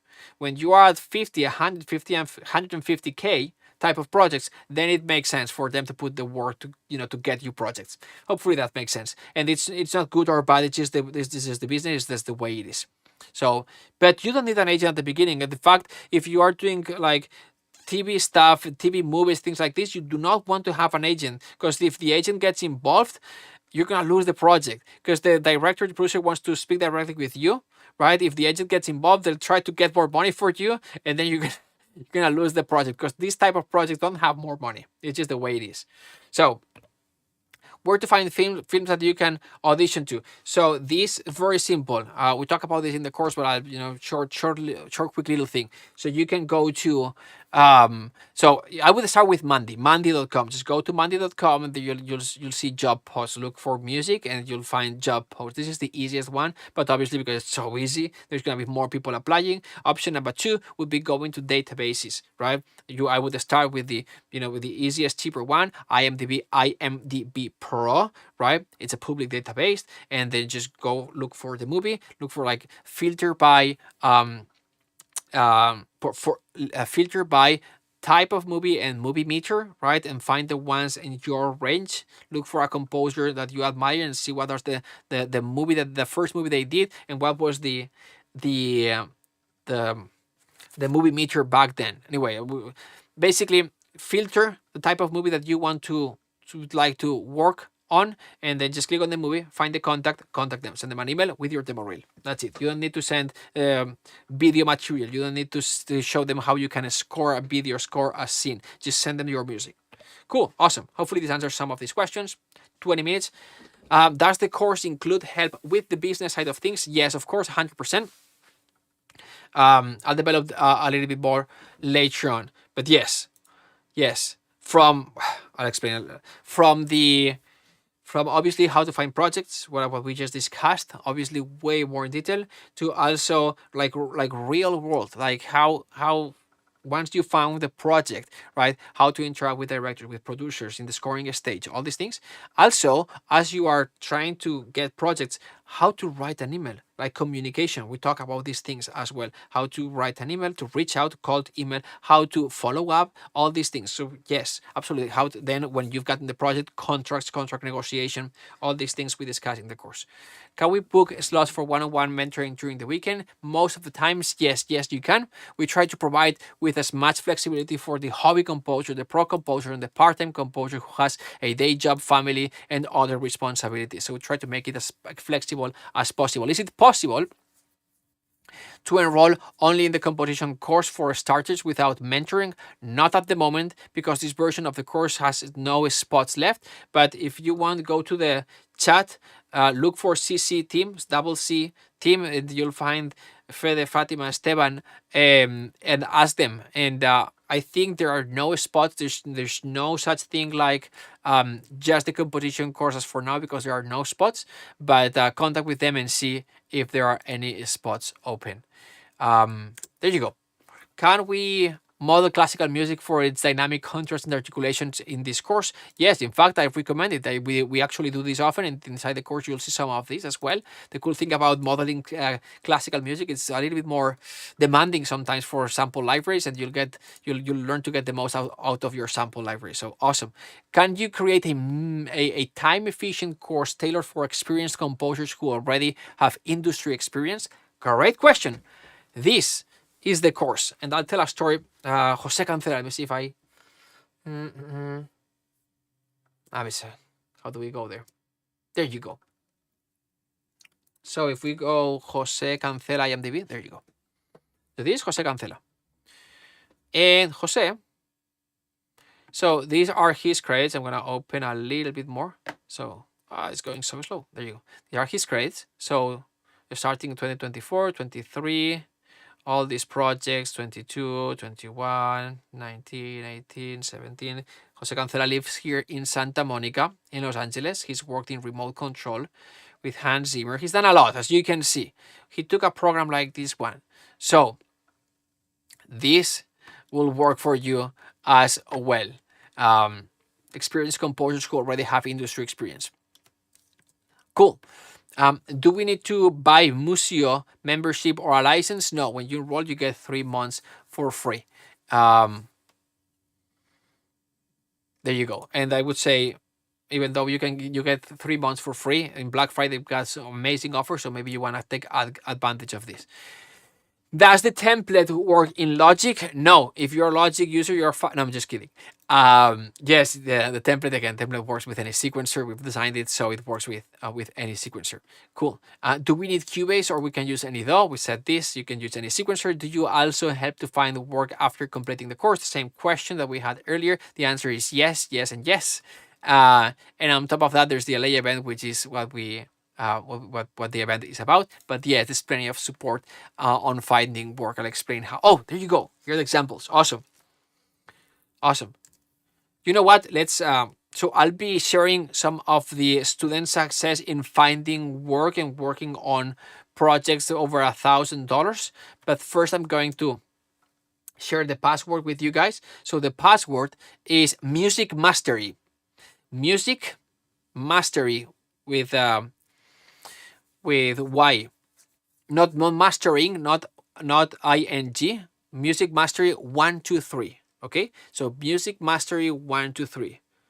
Not Music Mastering, not ending with ing. Music Mastery 123, no spaces. Okay, Music Mastery 123. Okay, moving on. So there you go. So this is our some examples. I'm going to read some of the examples. So this is Tom Kovacs. It's a couple of years ago, but Tom Kovacs, exciting news, friends. Hard to find the words. I'm beyond thrilled to announce that I have officially joined the world of Disney by signing a contract with the Walt Disney Company for one of their projects. It's a dream come true to be part of such an iconic brand. And you've seen Tom, if you in some of the videos that I shared earlier, he was in some of the videos. Matthew Fisher, you've seen this earlier. Natalie Bonin. So Matthew Fisher, look at these placements, right? Like Frozen to Onward, the Hogwarts Legacy trailer. Natalie Bonin, there are some of the movies that she has done. This is Medha I showed earlier, some of the documentaries he's done. Life is Funny, blah, blah, blah, blah. So I'm happy to share that my love cue, so the music that he composed for the program got snapped today. And this is the official music for the baseball playoffs teaser airing tomorrow midnight on Fox. And here's a screen capture of Fox and all of this. This is the next one. Edward Dabrowski. And he speaks to me. He's like, hey, I got this project. I'm like, what? Yes, I signed a pilot for a TV series. 5,000 euros, all media, around 40 minutes of music. Awesome. And then a little bit later, he tells me, so I got the pilot, and I signed for an artist independent movie with around $1 million budget, and that aiming for Berlin and Cannes. So $1 million budget for the movie. For music, generally is 1%, so that could be like $10,000. This is Edward again. A few years later. This was June this year, and he was like landing in LA today with a movie that has been selected in a festival here. And we had we couldn't meet finally. We were trying to meet, but I'm writing musicals for theater, film, classical music concerts, conducting a lot. My career is going where I want. So there you go. More of Edward. Here's Emilia. We talked about Emilia earlier with that children animation movie. Oh, this is Pablo. So Pablo, smaller project at the beginning, right? Just started working with 2 production music companies. And then 3 months later, September, I finally got the movie. So I started writing emails, eventually got some emails to movies, and then finally got his first movie. And first movie, the lowest is going to be like $5,000, something like this, $7,000. Scott Reed was in a class like this, and he was in the Facebook feed and the stream, and he is like, hey, I thought maybe you might like to know that I recently finished a short called The Bus Stop that's now doing the festival circuit. I don't know about how much he got paid for this one. I don't know if it's more than $1,000, but there you go. Here's Tom. I got response for a second library to make 2 albums for them. I'm flying and terrified by the amount of work that's ahead of me right now. And then comments from the, from your peers. For example, in this case, Pocholo for a short film, a horror short film that they recently scored, and then all the support from your classmates. And David Thieves, well, this is here's Maki, and composing for a theater play. Another one, David, that commented earlier below. It's like this is a cool one. I submitted my suspense and tension cues from the program to the Emmy Award-winning Crime Sonics library, and he got in, and it is awesome. Like the guy who runs, like Dean, the guy who runs this is a 17 Emmy Award-winning composer, right? So amazing. Sorry, going back. Then, oh no. So there's David again, animation movie job. He got another one. Then Luca Nicotra, 3 paid gigs with Alegria Concerte. This is so awesome. There is a company that arranges video game music for concerts, and they hired Luca to orchestrate music for them. Chris McMurthy, first paid film score gig. I don't know how much he got paid, but anyway, so more and more. Danielle, a score and a win. Eric Sierka, first IMDb credit. So there's a lot. There's so much more. Corey, hey Mark, since leaving the program, I've gotten $7,000 worth of composing work. That's a few months, okay? And I just landed my largest project yet. This one project will be anywhere from 4,000 to 7,500 by the end we finished. So there you go. Yes, there are lots. This story is a little bit longer, but I'm not going to share everything. I'm gonna move forward. So this is really great value. It's a comment from someone. Okay, it's a really great value question for the money, and I appreciate all the time and dedication put into presenting the course and continuing to teach us. You're welcome. Thank you so much, Mark, and team. If this leads to a career, it will definitely pay off 1,000 times over.